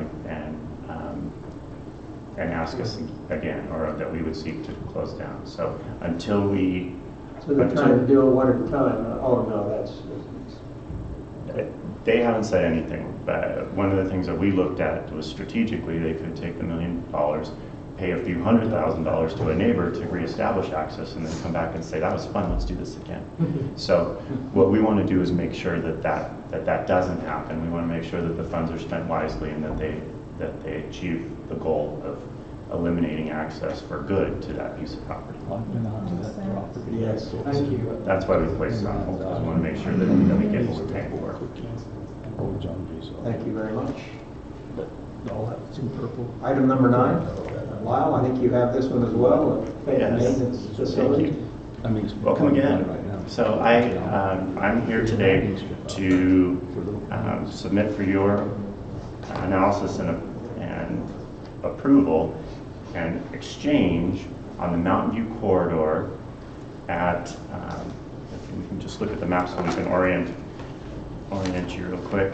So at it's not the full north end, but at SR 201, where Mountain View corridor will meet in at SR 201, there'll be an interchange there, and you'll see that orange piece up there in the upper right-hand corner, UDOT currently we have an active operating maintenance station there.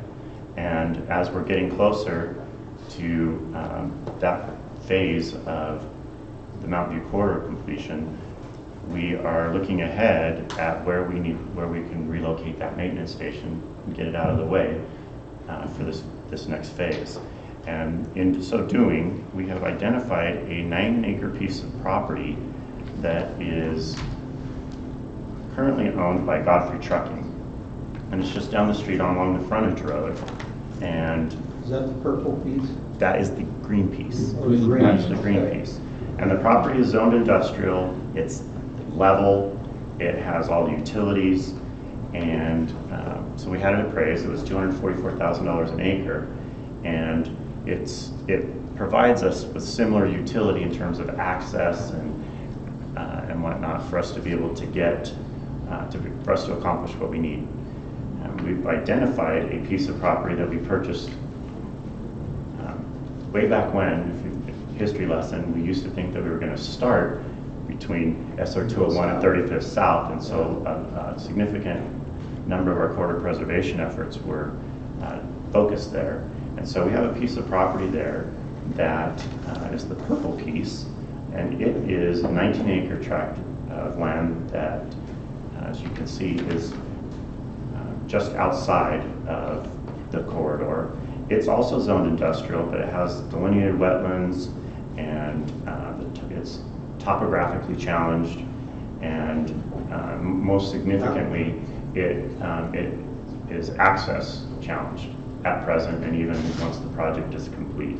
And so that nevertheless is attractive to Godfrey, and we had that appraised. It was $88,000 an acre because of the limitations I previously described. And what we're proposing is that we trade our 19 acres for their 9 acres and then pay the boot of $524,000, the difference that will be paid separately.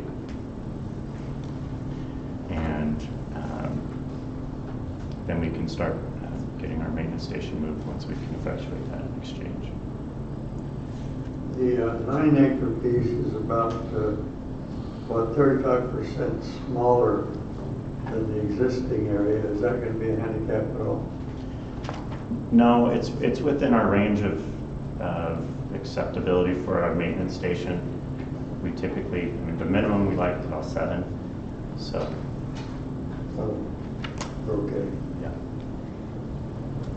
And there was a lot of discussion. We were going to talk about this in months previous, and we wanted to make sure to answer all of those questions exactly like you just said, Commissioner. And as we discussed it and fleshed it out, that's the reason why we're here, is because it does have the utility and that will meet our needs. Mr. Chair? Yes. I'm saying, we originally thought of moving our shed down to Purple Park. It has good access, we own the property, easy exchange for us. But it's in a location that puts us in a position where we'll be a bad neighbor in the future. So residential homes will abut that purple piece, and we didn't want to be in a residential neighborhood in the future. The green piece is in a place where it won't be. We'll be a good neighbor. It's something we can be there for quite a long time. There's access to the front. It's all industrial anyway Yeah. right now. Yeah, so that's why we wanted to make this swap, to get us into a section of the community where we're valued more.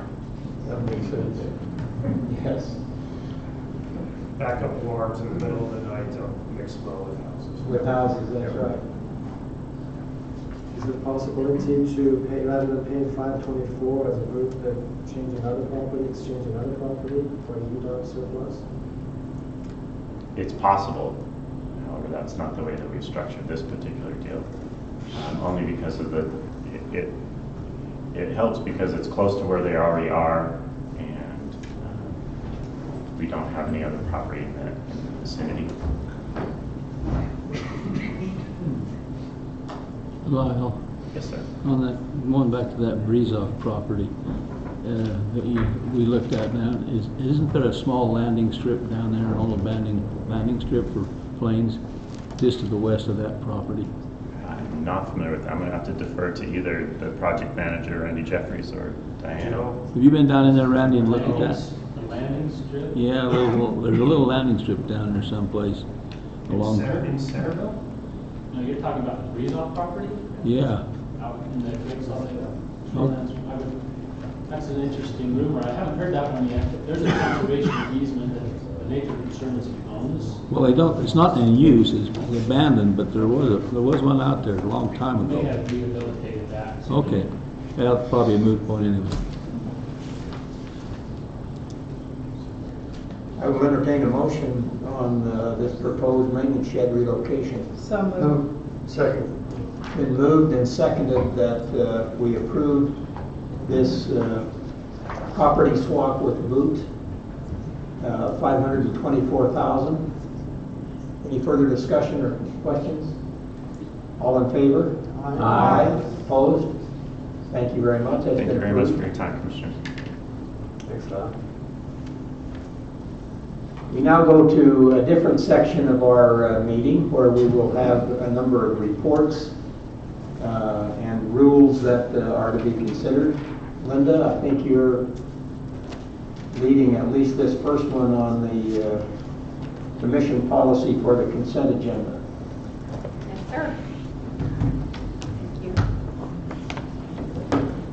So the commission had a chance to look at the consent agenda in our staff update yesterday, the updated version of the consent agenda. This will just provide a policy, a way for the commission to be able to put business items on the consent agenda, to be able to speed consideration of issues during the commission meeting. As we discussed yesterday, any items that go on the consent agenda would go to the chair. Any items, any materials associated with those consent agenda items will be sent out to the commission at least a week in advance, so you have a chance to look it over. The consent agenda would be placed first on the business items, would be before the business items. The intent of that is that it would be after public comments, just in case that there was something on the consent agenda that was of concern to the public, they would be able to bring it up during the public comment phase of the commission meeting. So policy is, as you see here, we talked about it quite a bit yesterday, so I'll just leave it at that. I believe yesterday there was some addition that was maybe considered. Yes. So, Where- Commissioner McCackney is prepared. He is prepared, Yes, okay? sir. Linda made option 1 and option 2. I took option 2 and edited it a little. Can't hand a piece of paper to a lawyer and I know. come back the same way. I would have been shocked if he'd done it the way I But did. let me read what the proposal is. Now, this is an addition to the current policy, the proposed draft. Right. Okay. The Utah Transportation Commission, made by a majority of commissioners present, vote to reconsider previous adoption of any item on the consent agenda. If a motion to consider is approved, an item shall be removed, the item should be removed from the consent agenda and considered pursuant to the procedures set forth in this policy. I changed 2 or 3 words. That would be And I can get that. an addition to the procedures section Yes. here. Would be amended to the procedures. Yes. I think it would belong there at Yeah, after. that would be a procedure. Yeah, it would be a Put it in procedure. there somewhere. Yeah. So Commissioner So- McCackney, is that the motion? I move the adoption of the policy with what I just read added to it. Second. Been moved and seconded that the policy for the commission on consent agenda be adopted as proposed and added to by Commissioner McCackney. Are there any further discussion? All in favor? Aye. Now we have a number of administrative rules to review. I think, Robert, are you first up here? Yes.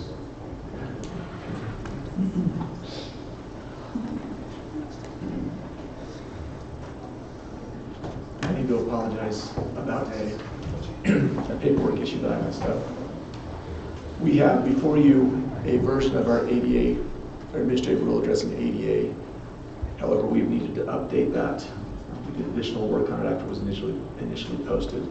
And so what you're looking at on the screen over here is what we were bringing to you today for an explanation. So we haven't changed a lot here, just words.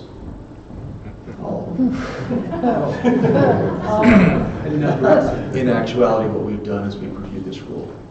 We've updated it to provide additional definition as to who our core contact is for ADA issues.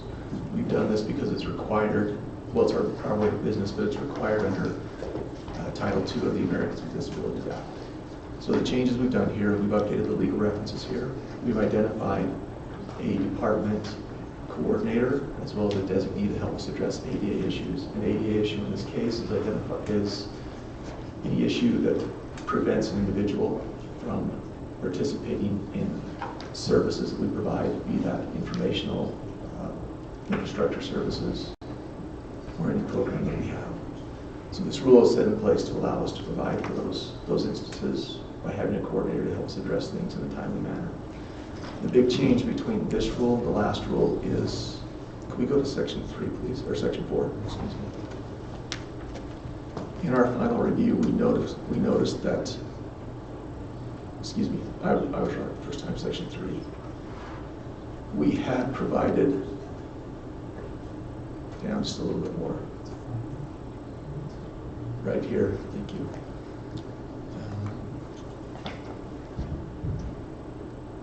Actually, go up just a little bit, I'm sorry.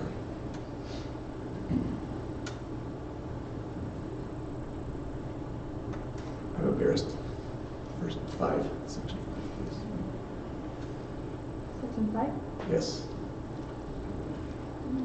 We had inadvertently allowed for the expenditure of funds by our designee without running directly through Carlos's office. This version corrects that oversight. So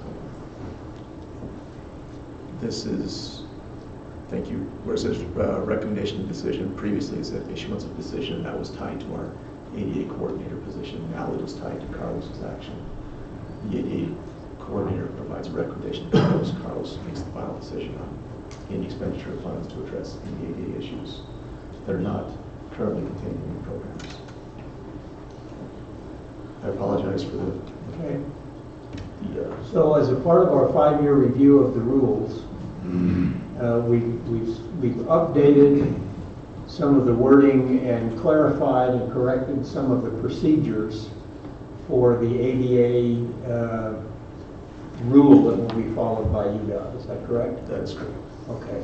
That's good. Okay. Do we have any questions or comments? That's section 62-5. 15 days is really enough time to review the complaints and take action on it? We believe it is. Yes, that's what we had in the last version. It hasn't shown to be an issue in the past, so we can keep up with that. All right, thank you, Robert. Appreciate it. See, for motor carriers, we've got a couple of rules here, it looks like.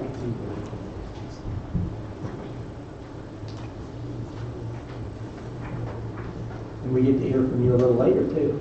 Yes, you do. I'm Chad Shepik, Director of the Motor Carrier Division. Appreciate you allowing me to be here, Chairman of the Commissioners.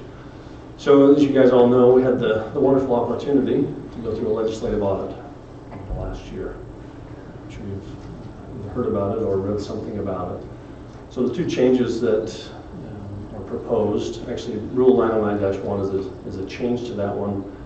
Rule 909-4 is a new rule. I'll address Rule 909-1 to begin with. So in this particular rule, that's the rule that we utilize for our safety regulations. So we actually adopt the Federal Motor Carrier Safety Regulations for intrastate operations in commercial motor vehicles. Part of that rule allows us to issue a cease and desist to carriers that don't comply with certain state and federal, not only safety regulations, but size and weight regulations. And then another part of that rule, that's actually Section 5 of Rule 909, and Section 7 is a cease and desist for somebody that would actually fail to pay their civil penalties. Give us an allowance to stop their business operation until they pay their civil penalties. So those two items have been removed and added to the new rule on 909-4.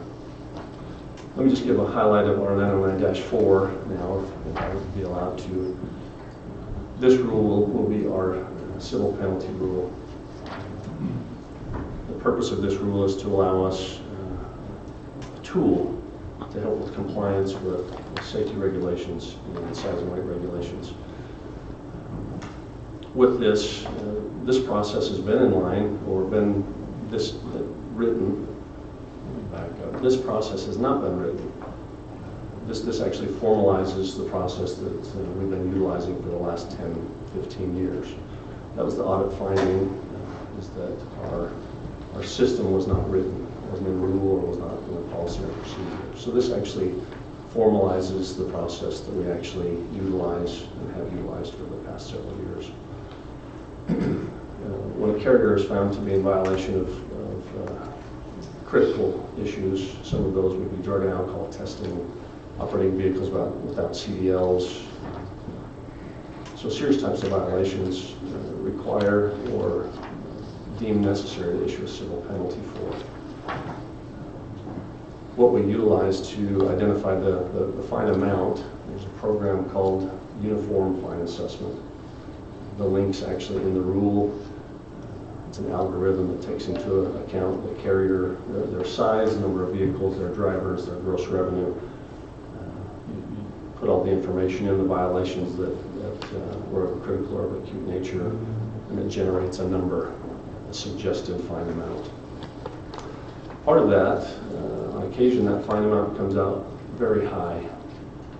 So part of this rule, right below that, talks about some of the things that we consider when issuing this penalty. We like to look at the history of the carrier, what types of violations they've had in the past, their knowledge, their willfulness to comply, culpability.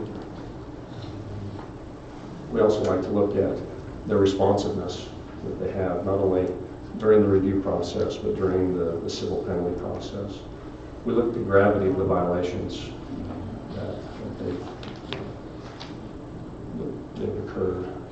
Another thing that we'll do is look and see what carriers' ability to pay and the ability to continue in business through this civil penalty process. And then another consideration that we would have is what effect will it have on them? Does it encourage compliance in the future? And then any other types of issues that may be a consideration. So what will happen is that UFA fine amount will actually be generated. We'll take into those items I just reviewed. And sometimes there'll be an alteration in the fine amount. There are many occasions where the fine will be lowered based on those types of considerations. After the fine is issued, the carrier has an opportunity to have an informal hearing, and that's also outlined in Section 5 of that rule. The same things will be accounted for, considered when the hearing officer reviews the case with the carrier, and then a final order will be issued. Section 6 of that rule will talk about hearing or administrative hearings. If somebody does not agree with the motor carrier division on their findings and their final action, they can actually petition for a formal review of the case.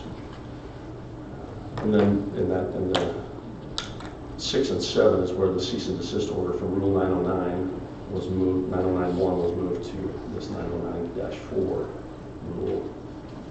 So this basically gives a summary of how the fine process works.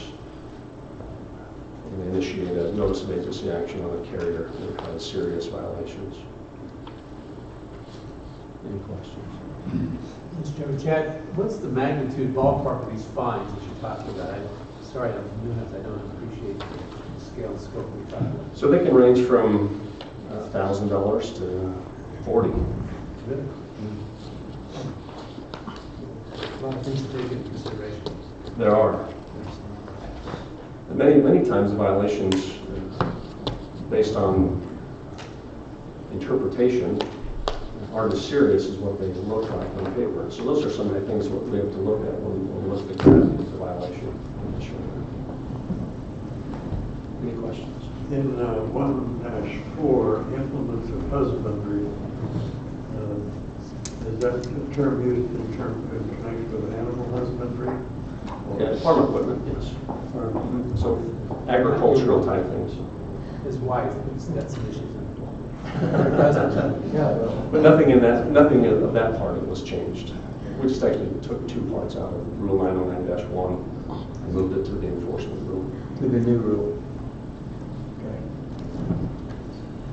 Okay. Any other questions or comments? Mr. Chairman? Yes. I just want to, acknowledge, we talked about this last month, the legislative audit. The auditors found that all the practices that Chet and his group were following were right in line. They supported them, they liked what they were doing, and commended his operation.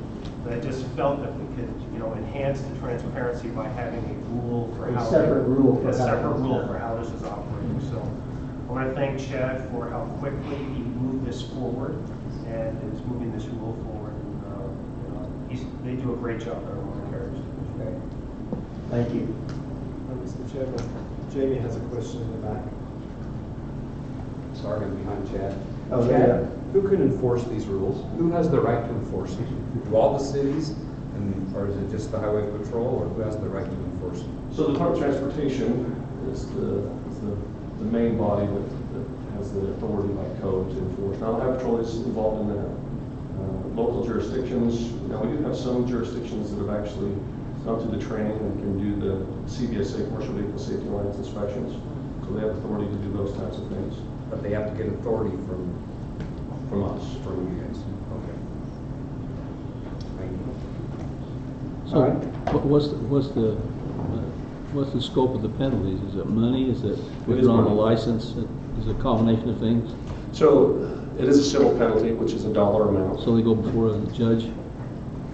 Actually, it's all handled, In-house. 99% of the time, it's all handled Administrative. inside of the motor carrier division. There's been one time in the last 10 years when it was appealed and went to the department level. We do approximately 80 of these civil actions a year. A year, okay. That's quite a lot. Any other questions or comments? Chad, thank you very much. We'll hear your report here in a few minutes. Thank you. Rob?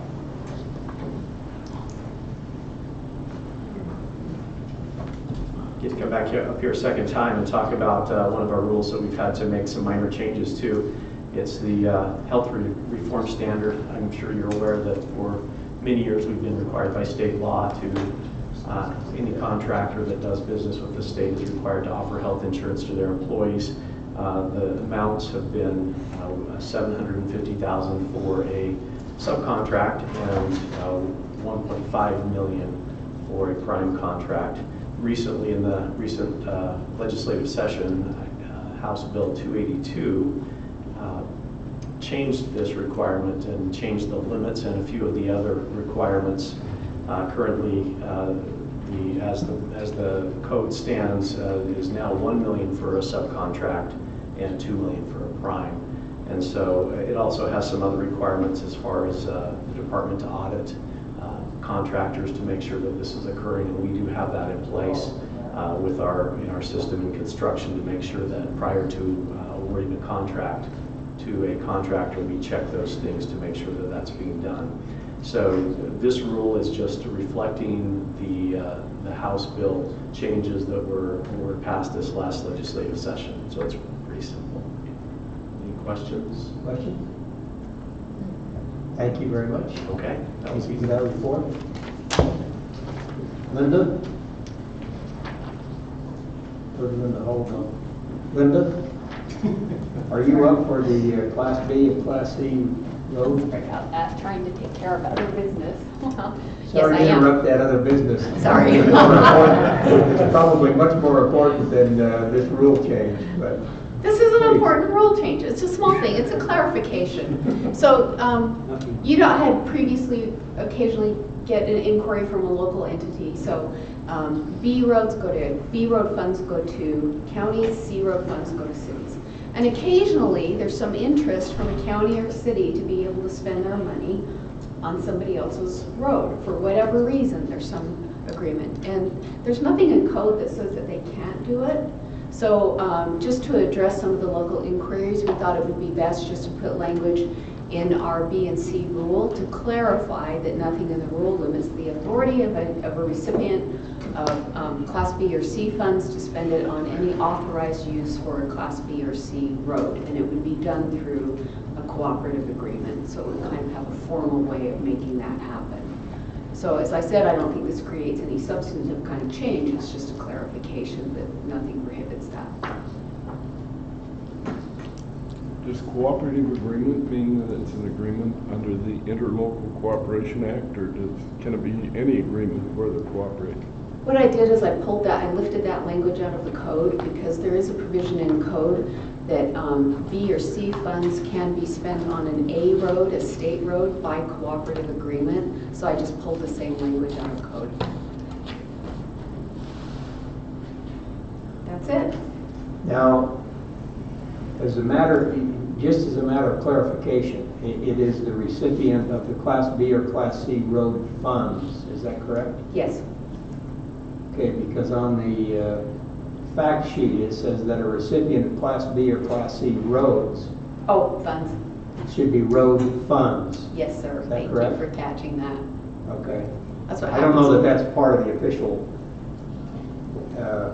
rule or record or whatever, but they're not receiving the road, they're receiving the funds. That's correct. I think I have the rule written right. Yes, you've got the rule written right. I tried to go too fast on the fact sheet. I was saying, who's giving away the road? I raised my hand. Okay, thank you. Any questions on this rule change? Any more? Thank you, Linda. Thank you. I think we have one more, utility accommodation.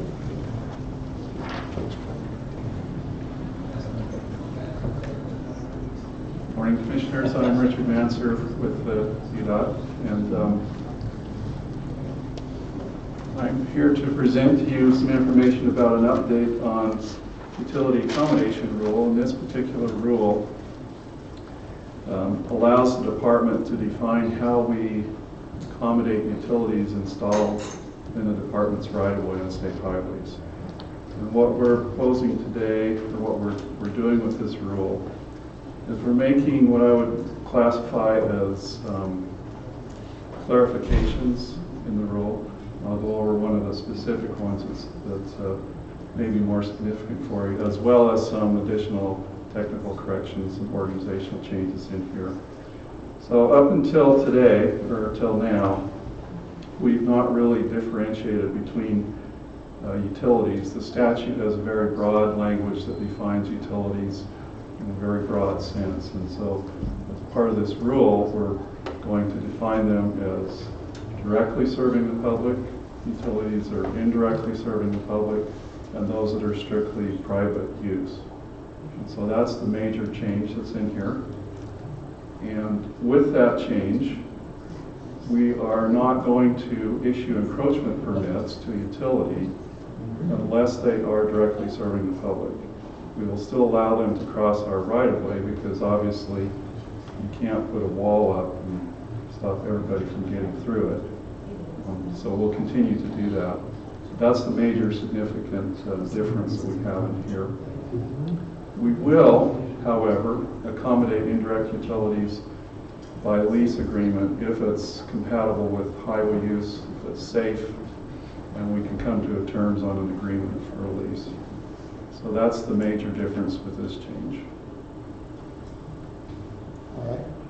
So basically it's clarifying what is considered a utility, and then accommodating that expanded definition. That's correct. And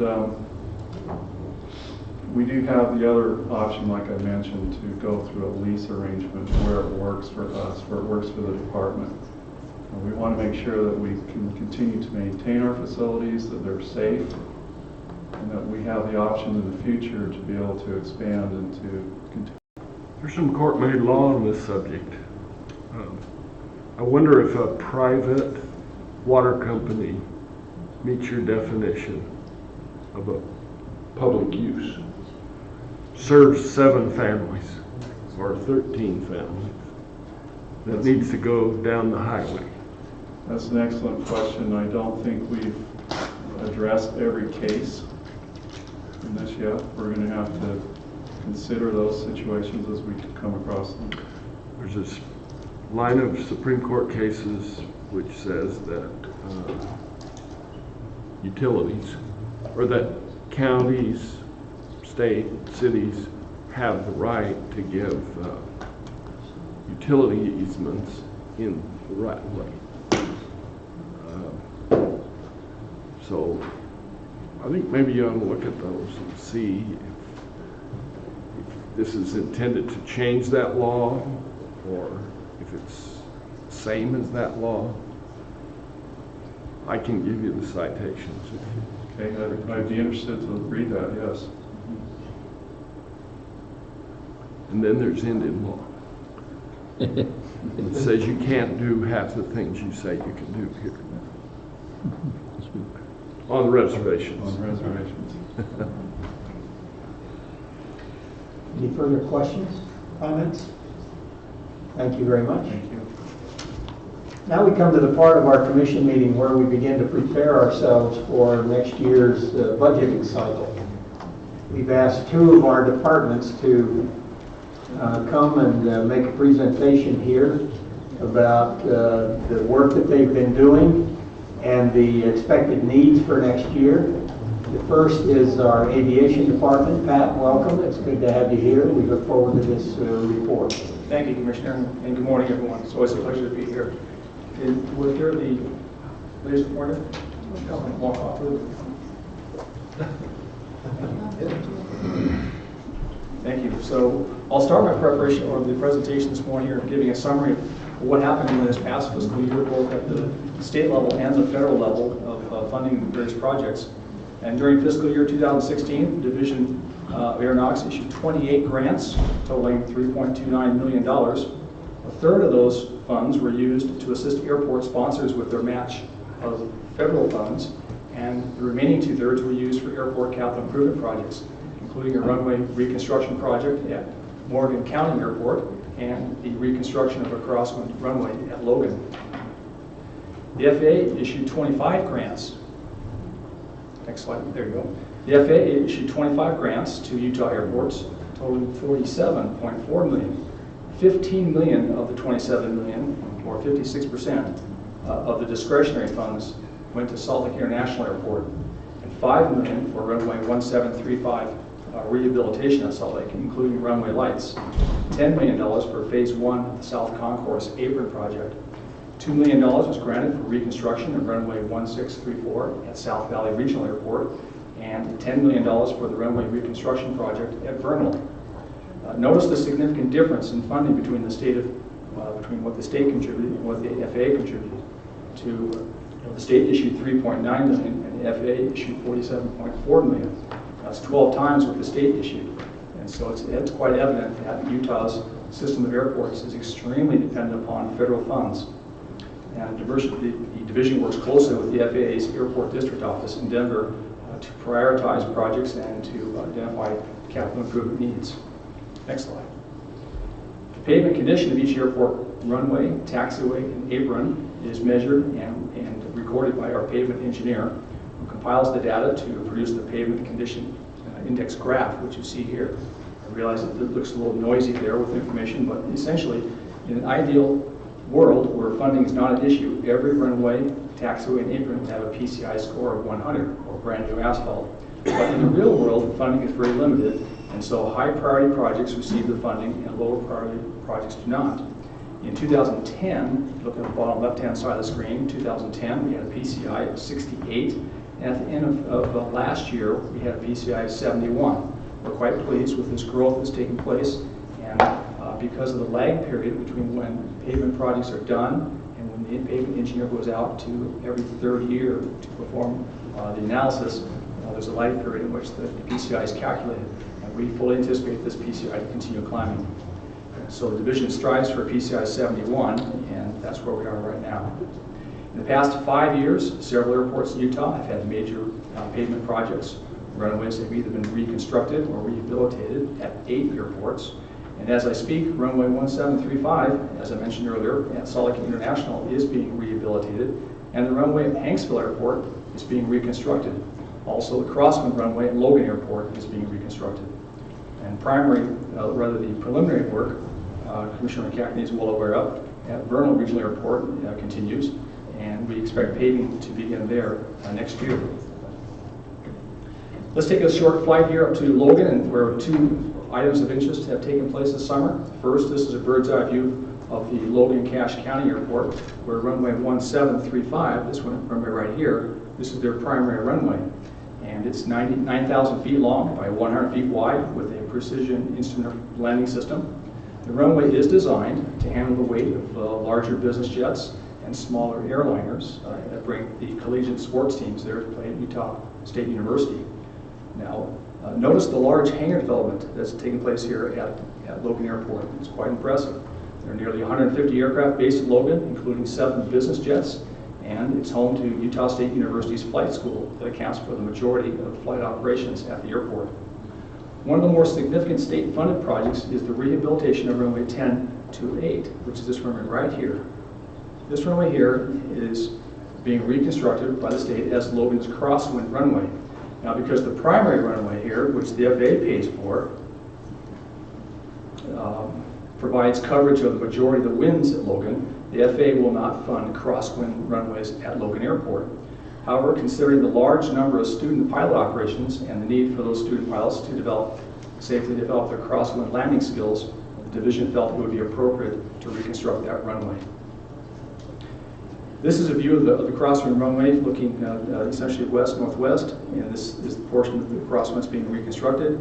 This portion down here will be demolished and removed, and thus the remaining portion here will only be 4,000 feet long. It will be too short really for your larger business jets, and will be restricted in weight, designed to 12,500 pounds. And the project is just over $1 million with a 90-10 split with the locals. Leading Edge Aviation is the fixed-base operator at Logan Airport, providing fuel service and support to transit and local aircraft, such as this business jet and the Boeing 737 that brought a football team to play against the Aggies. Utah State University has 200 students enrolled in its flight training program. It's a nationally recognized flight school. It ranks number 23 in the United States, 4th best in the West, and 2nd best in the state. Commissioner Millington, I'm sure you'll be happy to tell us who is number 1 in the state. UVU, Utah Valley University. Yeah. Sorry about that. Great Air Force defending us there. Next slide, please. I wondered when I saw that, I thought, I'm going to ask Pat, who's number 1? Yeah, he was waiting for that. I thank you for that setup, Pat. There was some very interesting aviation activity at Logan Airport this past summer. This is a photo of the V-22 Osprey that spent several weeks at Logan Airport as a team of engineers, mechanics, and other support staff to conduct performance testing of the improved propeller blades. Now you can see those are pretty substantial blades, rather significant size. And obviously in this configuration, those blades can't turn. I was going to say, they're not going anywhere here. And to properly evaluate the new blades, testing was conducted at different elevations. Paxton River back in the East Coast is where they did the sea level testing. And Logan was chosen as one of the sites for at the elevation of 4,500 feet in the nice warm days, summer days at Logan. And the aircraft is manufactured by Bell Boeing and is operated by the U.S. Marine Corps. This Osprey is a very complex aircraft that uses a tilt rotor system that combines the vertical takeoff ability of a helicopter and the speed and long range of a turboprop aircraft. It's very adept at taking off quickly through vertical liftoff and speedily transferring to a forward speed of 250 miles an hour. Space is extremely limited on the deck of an aircraft carrier, so I'd like to take a look at this lower left-hand photograph. So the Osprey was designed to reduce its footprint by being able to fold those large blades and rotate the wing 90 degrees, which thus reduces its footprint significantly. This is a photo of Morgan County Airport's runway looking west just before new asphalt was laid. The runway was desperately in need of construction, with the old asphalt being rotor-milled off and unexpected soft spots corrected. The runway was ready for its new pavement. The project was just over $1 million with a 90-10 split with the sponsor. This is a photograph of the finished product, and like the crosswind runway at Logan Airport, this runway is designed for aircraft weighing 12,500 pounds or less. The length is only 3,900 feet, so it's too short for most business jets, and so that will eliminate that challenge. And Morgan County is also a very popular place for glider activity in the summertime, including some international gliding events. This is an aerial photo of Morgan County Airport, and you're looking west-southwest. At the top of the photo is I-84, heading out to Ogden. And during the past few years, there has been significant hangar development at the airport. The original hangar development is right here, a small group here, and then on the other side here, this new hangar development taking place.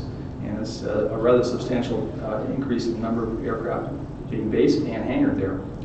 And the U.S. Forest Service also has an operation on the field right down here. And the Forest Service uses Morgan County Airport, interestingly enough, to base attack helicopters to fight fires on the east side of the Wasatch Range. They have some limitations as to what they can carry as far as retardant over populated areas from their major base at Ogden Airport, so they'll go ahead and pre-stage themselves there at Morgan County Airport.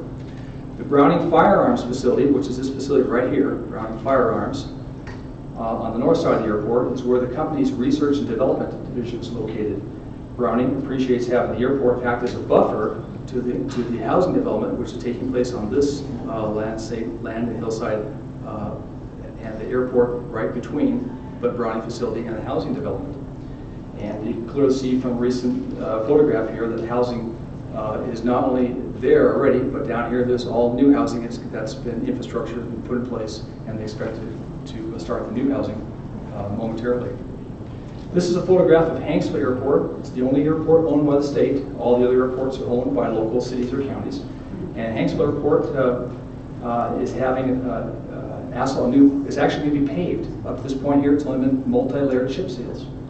Now this is State Route 24 at the bottom of the photograph there. Notice the large yellow X at the end of the runway. It's a universal sign that the runway is closed to flight operations. Hanksville Airport has an interesting aviation history. In the late 1950s and early 1960s, the FAA had personnel based at Hanksville that served as weather observers, radio operators, and maintenance personnel for an air navigational facility. There is still an air navigational facility there, which is a high altitude en route VOR. While GPS is the navigational means of choice today, that's still part of the national backup system there and backbone. And right there at Hanksville, in the middle of Utah, is an important part of the airport. There used to be several houses located on the south side of the airport where the FAA personnel resided. And as technology replaced the manual process for automation, those houses and the personnel were moved away. But the water well is still there, and we're hoping to tap into that sometime here to expand the growth of the airport. In recent years, Air Tour Operator has been landing at Hanksville as part of its sightseeing package that allows tourists to visit multiple sites of interest in the same day. And that this includes Goblin Valley State Park, which is just a short distance north of the airport. And Hanksville is part of the national system, so the FAA is funding 90% of this $3 million runway reconstruction project. And in addition to the reconstruction of the 5,000-foot runway, the project will include new runway lights, new electrical vault, and construction of new taxiway and apron area. New FAA regulations for small unmanned aircraft systems, more commonly known as drones, went into effect on Monday, August 26th, and FAA Administrator Marco Huerta announced the implementation of the first operational rules, known as FAA Part 107. These are applied to routine, non-hobbyist use of drones. So basically, your commercial operators of small drones being defined as 55 pounds or less. The new Part 107 is the latest step towards safely integrating drones into the national airspace system, and is designed to create an environment in which emerging technology can be rapidly introduced while protecting the safety of the national airspace. And I cannot overemphasize it, and I think most people here are becoming aware of it if they haven't already, that the economic impact and the efficiencies being offered by these drones and the equipment they carry is staggering. Many DOTs across the country, including UDOT, are now exploring ways to integrate this marvelous technology into their operations. And having said that, that concludes my presentation. I'll be happy to take any questions from the Commission. Yeah, I thought that was great, storing things in the cloud. Yes, it's as far as going back to the drones question, I've been asked by other individuals recently, have we had any incidents with drones in Utah? The answer is no, we've not. Many pilots have reported drone sightings, but to this point here, it's just been reports, and there have not been any mid-air collisions or any serious incidents at this point.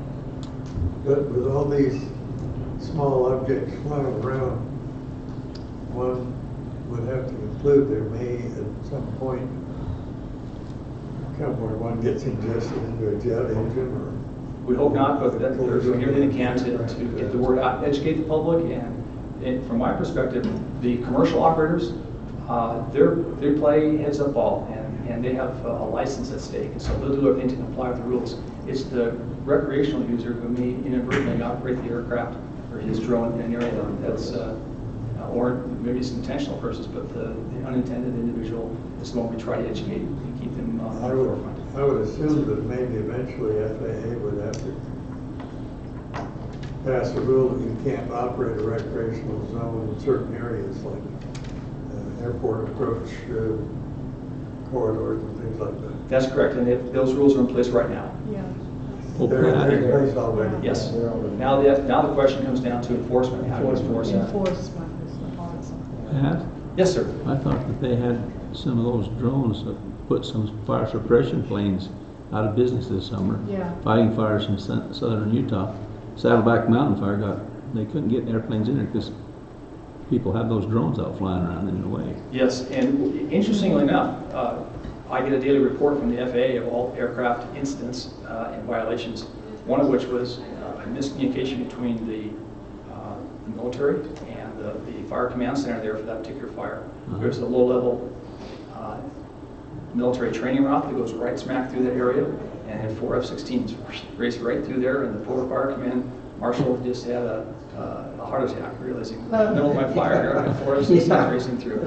So it's not just drones, somebody's aircraft that have to pay attention. Now, as big as the sky is, it still gets crowded, doesn't it? It does. I have a question that's unrelated to this, kind of off the wall, but I have an app on my phone called Plane Finder. And if I'm up at Bear Lake, for example, I hear a jet overhead, I can go on a Plane Finder, it'll tell me what that jet is, what flight it is, where it's coming from, where it's going to. Why he's out of position from over Bear Lake. Well, no, actually, LA to Paris tends to fly right over Bear Lake. Bear Lake. Yes, the Great Circle Route does take from London and Paris right over Utah, over Salt Lake City, right down to LA. Yeah. Paris, Idaho, really.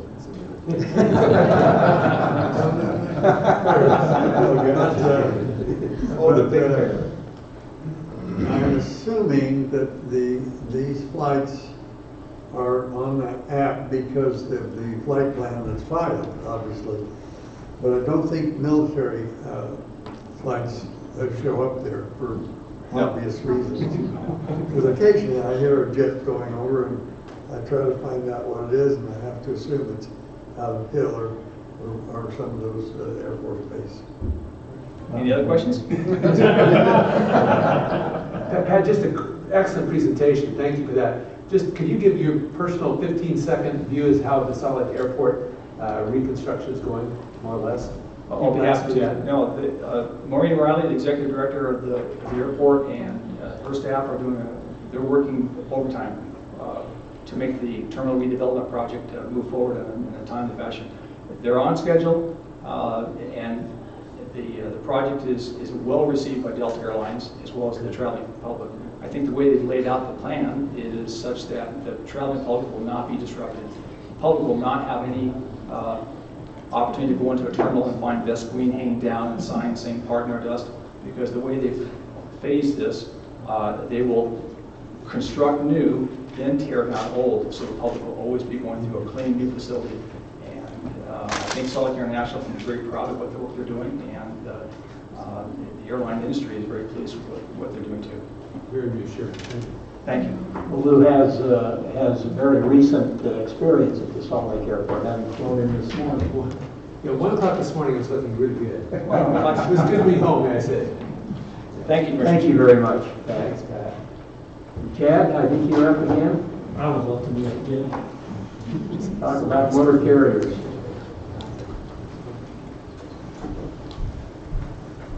I didn't get to read the joke though. Couldn't read that far. From that far. So, thank you, Mr. Chairman, Commission, for the opportunity I have to present the Motor Carrier Division accomplishments and needs. I thought I'd start off with needs. For me to go hunting next month, I've been requested to ask for my boss, Jason Davis, to get a raise. I'll admit that would happen right before this presentation, but in all seriousness, I'm grateful for this opportunity. Motor Carrier Division fits right under the department's goals, strategic goals, from a commercial vehicle perspective. So zero crashes, injuries, and fatalities, optimizing mobility, and preserving the infrastructure is something that we do every day throughout the Motor Carrier Division. Today I want to talk about 4 different areas that I would share with you. Some of our safety activities that we do throughout the division. And talk about some of our optimizing mobility things, activities, technologies.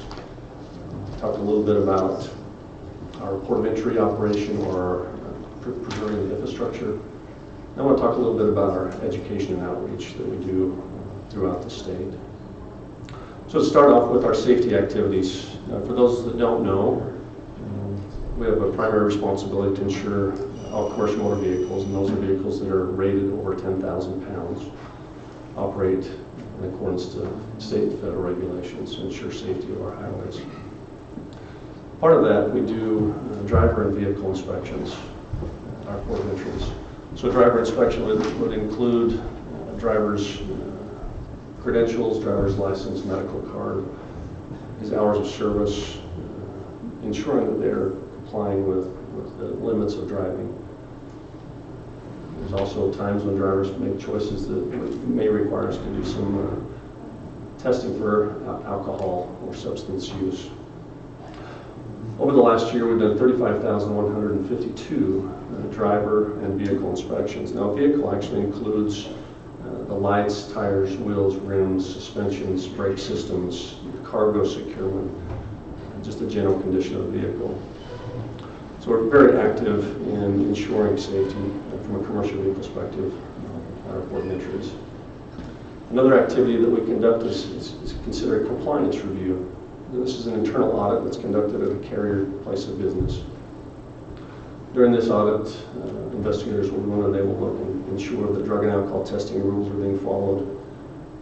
They'll ensure that drivers are qualified. They will go through an in-depth look at the hours of service, not just for one driver, but for several drivers, and not for just a few days, but for months at a time. They'll check maintenance records. They will actually do those vehicle inspections that I talked about previously.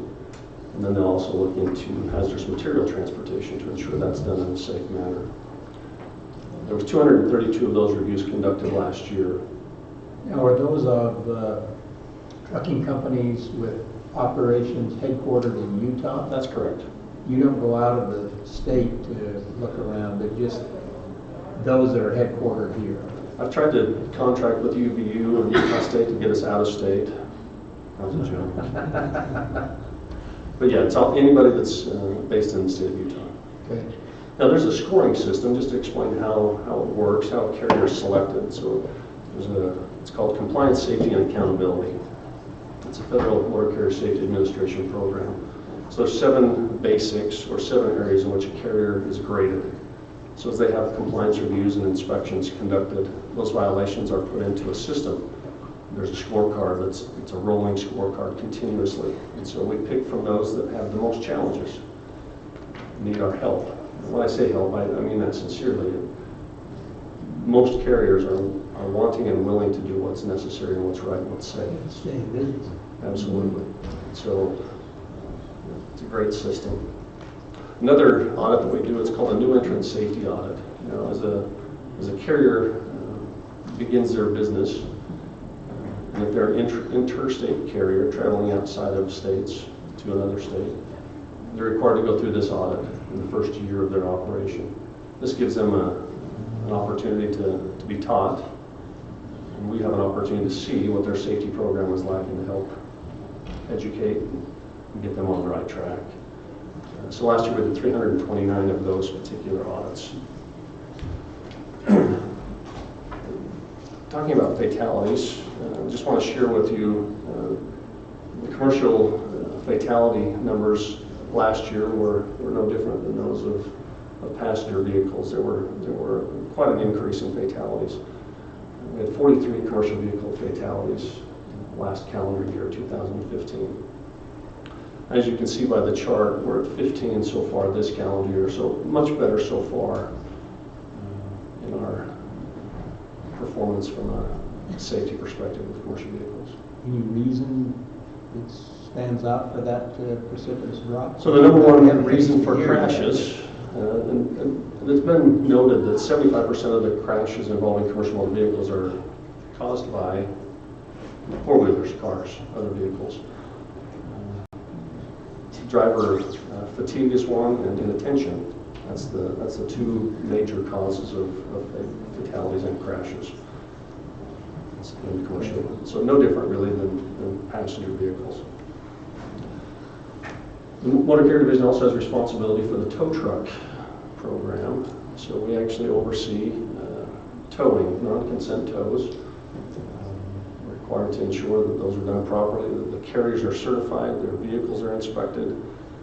We manage complaints dealing with rates. And last year we did 416 inspections on tow trucks. We did 142 reviews or certifications of carriers.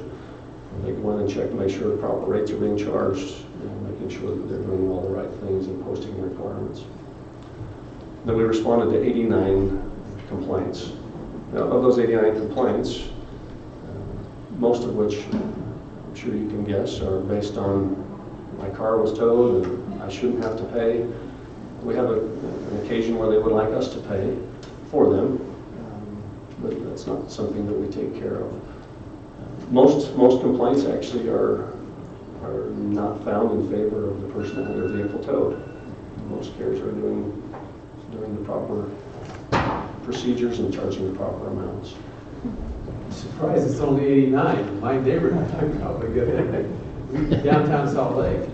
Yeah. Good. I'm glad. Well, I'll send you a text with my phone number and you can call if you. We can always use some more business. So the next thing I'd like to talk about is optimizing mobility. So in the commercial vehicle world, we all understand how important that is to our economy and how important it is to each of us. The goods that we consume every day. Very important that commerce, from a commercial vehicles perspective, continues to move. One of the things I'd like to share is a bypass program. We've got two of them. One's called PrePass, operated through Helping, and then another one called DriveWise. With these systems, commercial vehicles that sign up with those private companies will actually, they will travel over a weigh in motion scale about half a mile prior to the port of entry. Soon after that, they'll go under a reader. So there's a transponder in the truck and a reader on the highway, above the highway on a mast arm. We'll actually read who the company is, what their safety score is, if their vehicles are licensed, registered, if they're permitted properly, and they'll also weigh their vehicles, measure their vehicles to ensure size and weight types of things are taken into account. So last year, through that system, we bypassed 1,489,723 vehicles through our port of entries. Now, oftentimes we get calls and people will say, hey, how come I have to come through the port? And as I'm going by, people are bypassing. So we try to help people to move them towards those systems that actually help us keep the system moving more efficiently. We can only handle so many vehicles at a time anyway inside the port of entry. So from a savings perspective, it's estimated that 124,144 hours of a driver's time is saved through those bypasses. 595,889 gallons of fuel saved, for an estimation of about $12.9 million in revenue saved for the industry. Another technology we utilize is license plate reader technology. So as a vehicle comes down the ramp at the port of entry, and this is only deployed at the larger interstate ports, it'll read the license plate of the truck. Another camera will read the DOT number on the side of the truck. It'll compare the two, and it will go out and hit the national databases and tell us who the carrier is, what their safety scores are, they have the proper credentials. And we've tied our permitting system to it, so we can actually see if they have a permit. We can pull the permit up and verify if the permit's proper, and then they can continue on without us actually having to check those. That actually helps us to focus our efforts on those carriers that are having the most challenges. So that's another wonderful technology that we've employed. Chad, how long does it take by the time you read your license plate and DOT number and match and give it over to the screen? It's about 50 seconds to a minute. All that transaction takes place. So it's all done right on the property of the port of entry. So as they enter the ramps, they'll go through that system. Another thing that we've just begun over the last year, we've had an opportunity to have additional inspectors at our port of entries. We're in the process now of developing what's called a team inspection. So as a commercial motor vehicle comes in and we're going to do an inspection, it's called a level 1, that would include the driver and the vehicle. In the past, there'd be one inspector that would take care of that, and it takes about an hour to conduct all the vehicle inspection, the driver credentials, and then getting the driver back on the road. So we started a new process just in the last couple of months where we have 2 inspectors doing it. We've found that we can cut the time in half. And we're excited to see what type of an impact this will have in the future, helping our customers get through these inspections quicker. So we're excited about that. It's a wonderful opportunity for us to help them out. It won't gain us any more inspections, but it will help them gain some time. So we'll be saving thousands and thousands of hours in the future. Now we'll move on to the port of entry activities or preserving the infrastructure part of the presentation. So through the port of entry last year, we had 6,457,711 vehicles that came through the port of entries in Utah. That's incredible.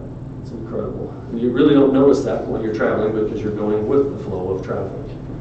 But if you go to the Perry Port of Entry on any day during the week and just stop, it would amaze you what's going through that port. 8,000 to 10,000 trucks a day through that port on an average. So, Chad, is that truck traffic, commercial truck traffic, as it was in the past, increasing by about 10 or 11% annually? Haven't seen a big increase from last year to this year. It's not big enough. No. So that's an awful lot. Yeah, there's a lot of trucks. And that doesn't count the trucks that are inside the valleys. So there's trucks Where here. did that happen right there? You like that? That isn't in Utah, Yeah, is it? that was a great picture. That wasn't in Utah, but that's a reason why we make sure that they see these vehicles and we issue them the proper permit and get them routed properly. Imagine that truck driver. And we have had structures in Utah hit and damaged. Yeah, we do. We just had one hit down in Utah County. Yeah, with Utah County just by American Port. On occasion, a commercial vehicle or carrier will be unaware. They may not strap down the bucket on a hydraulic unit. It will sometimes raise, and so anyway, there's times that mistakes happen. So anyway, that's one of the important things that we watch for. So as part of our responsibilities, we issue oversized and overweight permits to vehicles that are over the state limit or federal limit. Last year, we issued 55,180 of those credentials. Another credential that we issue is called a Western Regional Permit. Now, we're part of the Washto region, and part of that is that if there's a carrier, a certain size and weight, and they're traveling through multiple jurisdictions, they can come to one state, purchase a permit that covers their whole trip through the western states. Very successful program. We issued 4,960 of those permits last year of carriers that were going through multiple jurisdictions that get a permit. Does that include all of the western states? And where's the cutoff? Yeah, you're putting me on the spot. How about Carlos? I'm gonna phone a friend. He knows about It's the 17 western states. So 17. Oklahoma's included in that, Texas, Nebraska is not. So, no, Nebraska is, excuse me. But that's the longest, essentially. North Dakota, South Dakota, Wyoming. Thank you. Another credential we issue is for the tax commission. So carriers that come into the state are needing to be properly registered and have their fair share of the fuel tax. So with that, those carriers that come into the ports that require these credentials, we issue 13,155 of those credentials. Another revenue generation that we do for the state, it's called the Unified Carrier Registration.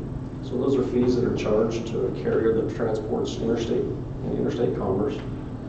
Those funds are to be given to the Department of Transportation for safety activities. So carriers in this state travel through this state. Last year we collected $2,228,083 worth of revenue for that particular credential.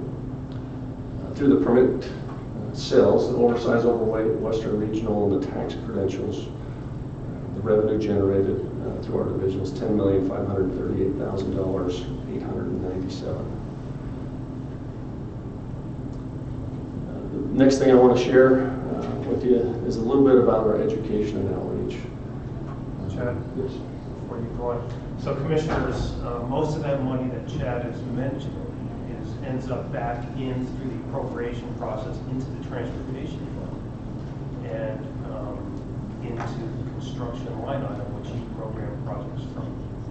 lease fees tend to be part of the revenue that you use to build projects around. So if one state sells the Western Region permit, that revenue stays in that We state, proportionate it out. part of that. Yeah, there's a disbursement that occurs. So back to our education and outreach. Last year we did 42 events where we went out to safety fairs, truck shows, to deliver our message of safety and the importance of operating in a safe manner. Another program that's continuing to gain ground is our Truck Smart program. We've had an opportunity to get into the high schools, and we have two individuals, one that works for our division, one works for Penn Powers. They go to high schools and the driver's ed teacher turns the class over to them, and they teach part of the driver's ed class as it pertains to driving around commercial motor vehicles. Been a very successful program.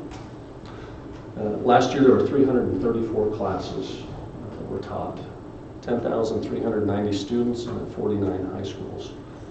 We offer this to any high school that will let us in. There's no fee. We just love to be able to talk about our message. It's very well received by the new drivers. They love to see the vehicles. We actually have a partnership, very strong partnership with the Trucking Association.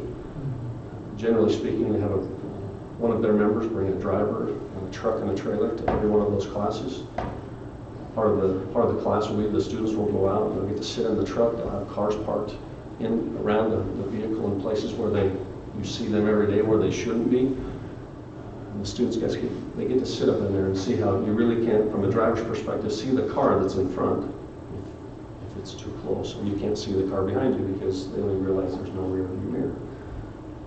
So it's been a very, very successful program, and we hope to continue to grow that.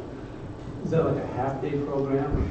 So it's about a 2-hour class though, when they actually give the students a pre-test, it's a knowledge-based test on what they know about trucks, and kind of interesting, they ask, so they ask the students, so can you tell me anything that you have or use that didn't come on a truck? It's amazing to hear some of the things that people don't realize trucking affects. Just so we all know, it affects everything. There's nothing yet that I've seen that trucks don't affect. Actually, one of the students told me one day, all the water that comes to my house, the truck didn't bring it. I'm like, it actually brought many things in relation to your water. So it's been a very, very successful program. Good. Last thing I want to show you is what can happen when you drive carelessly around the track. So be careful out there. Interesting that you use Musashi Maru. He is actually Hawaiian. Yes. And he was the Yokozuna from 2000 to 2003.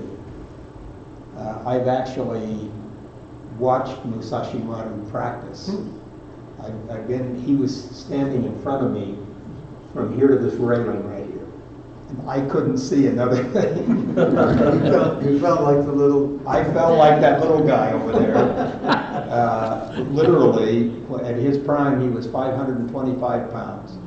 That's amazing. Hawaiian that went over there and became a Yokozuna. It's interesting that there hasn't been a Japanese Yokozuna since the year 2000. The last 5 have been from Mongolia.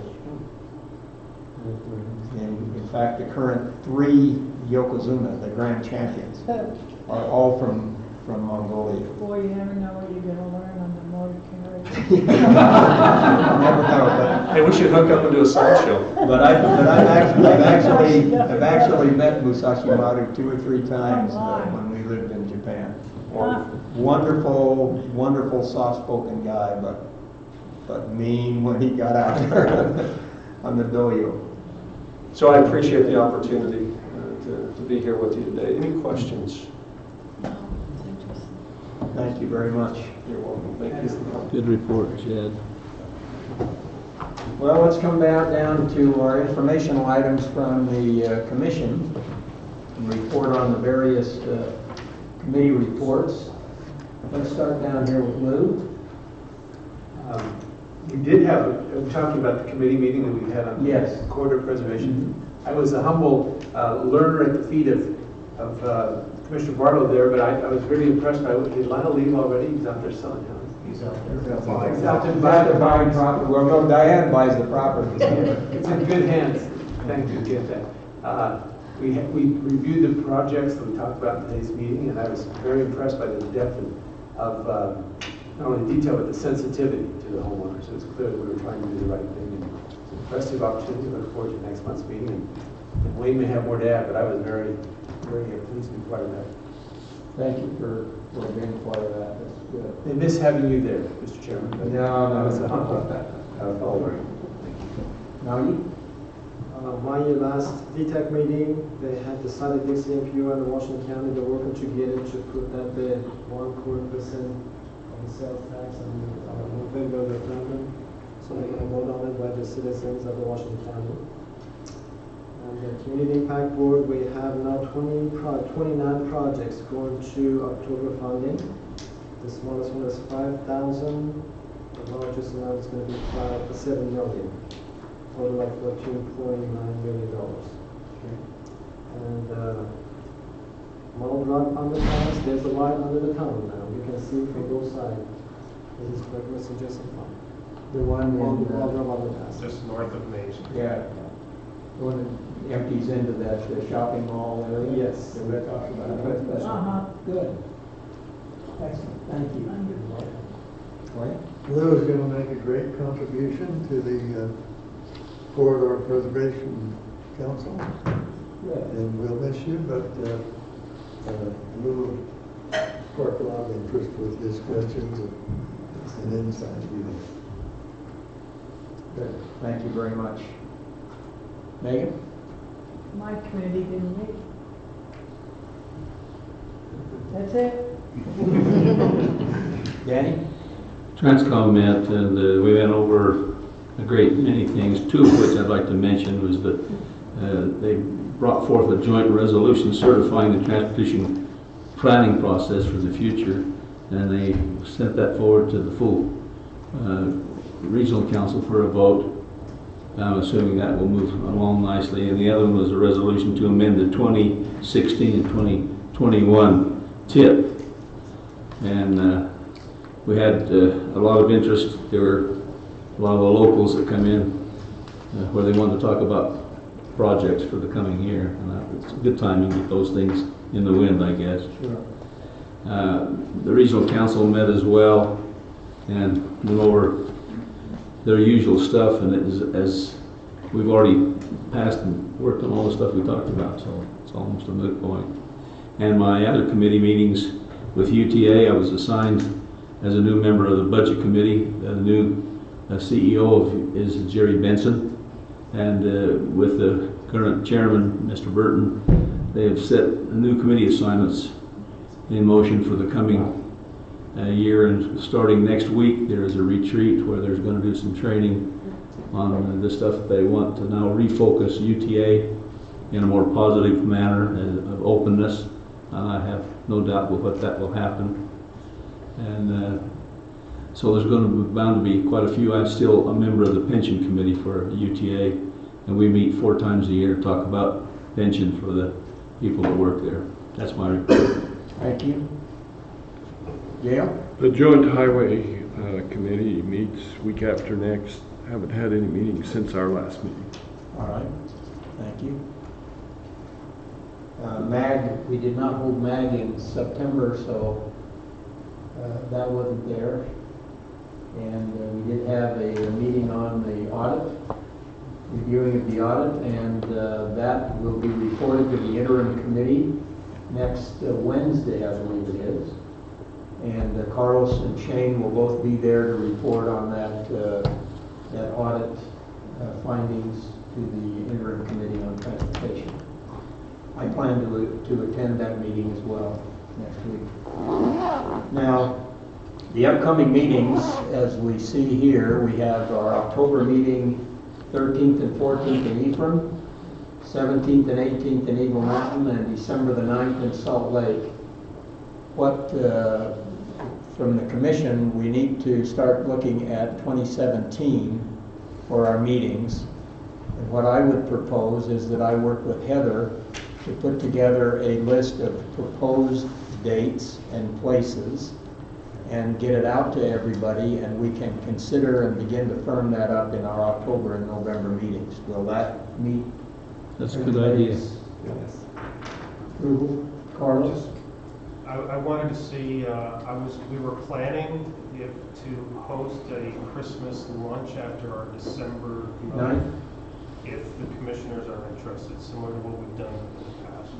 Be there at Region 2, That should be the last, we're going to plan Region 2. That should be the last time we're in Region 2, because we're in the process of, basically, we have an old cafeteria and kitchen that hasn't been used in years. Yeah, there at the complex. And what we're going to do is we're going to remodel that into a learning center, basically create 2 large classrooms. We'll have the commission meeting room will also be there as well. It'll be a larger room. And I would expect in the following years we'll host over there. Okay. But it won't be done until probably middle of next year. Any complaints about the luncheon on December the 9th? That's always been well received, been fun to do. So that's the date that's already in the wind right now, right? Well, yeah, we would do it right after the commission meeting on the 9th. So Perfect. we would just, move over to Region. Now, are we going to try to have the same kind of a get-together before we start our round of tip and sip and all that stuff?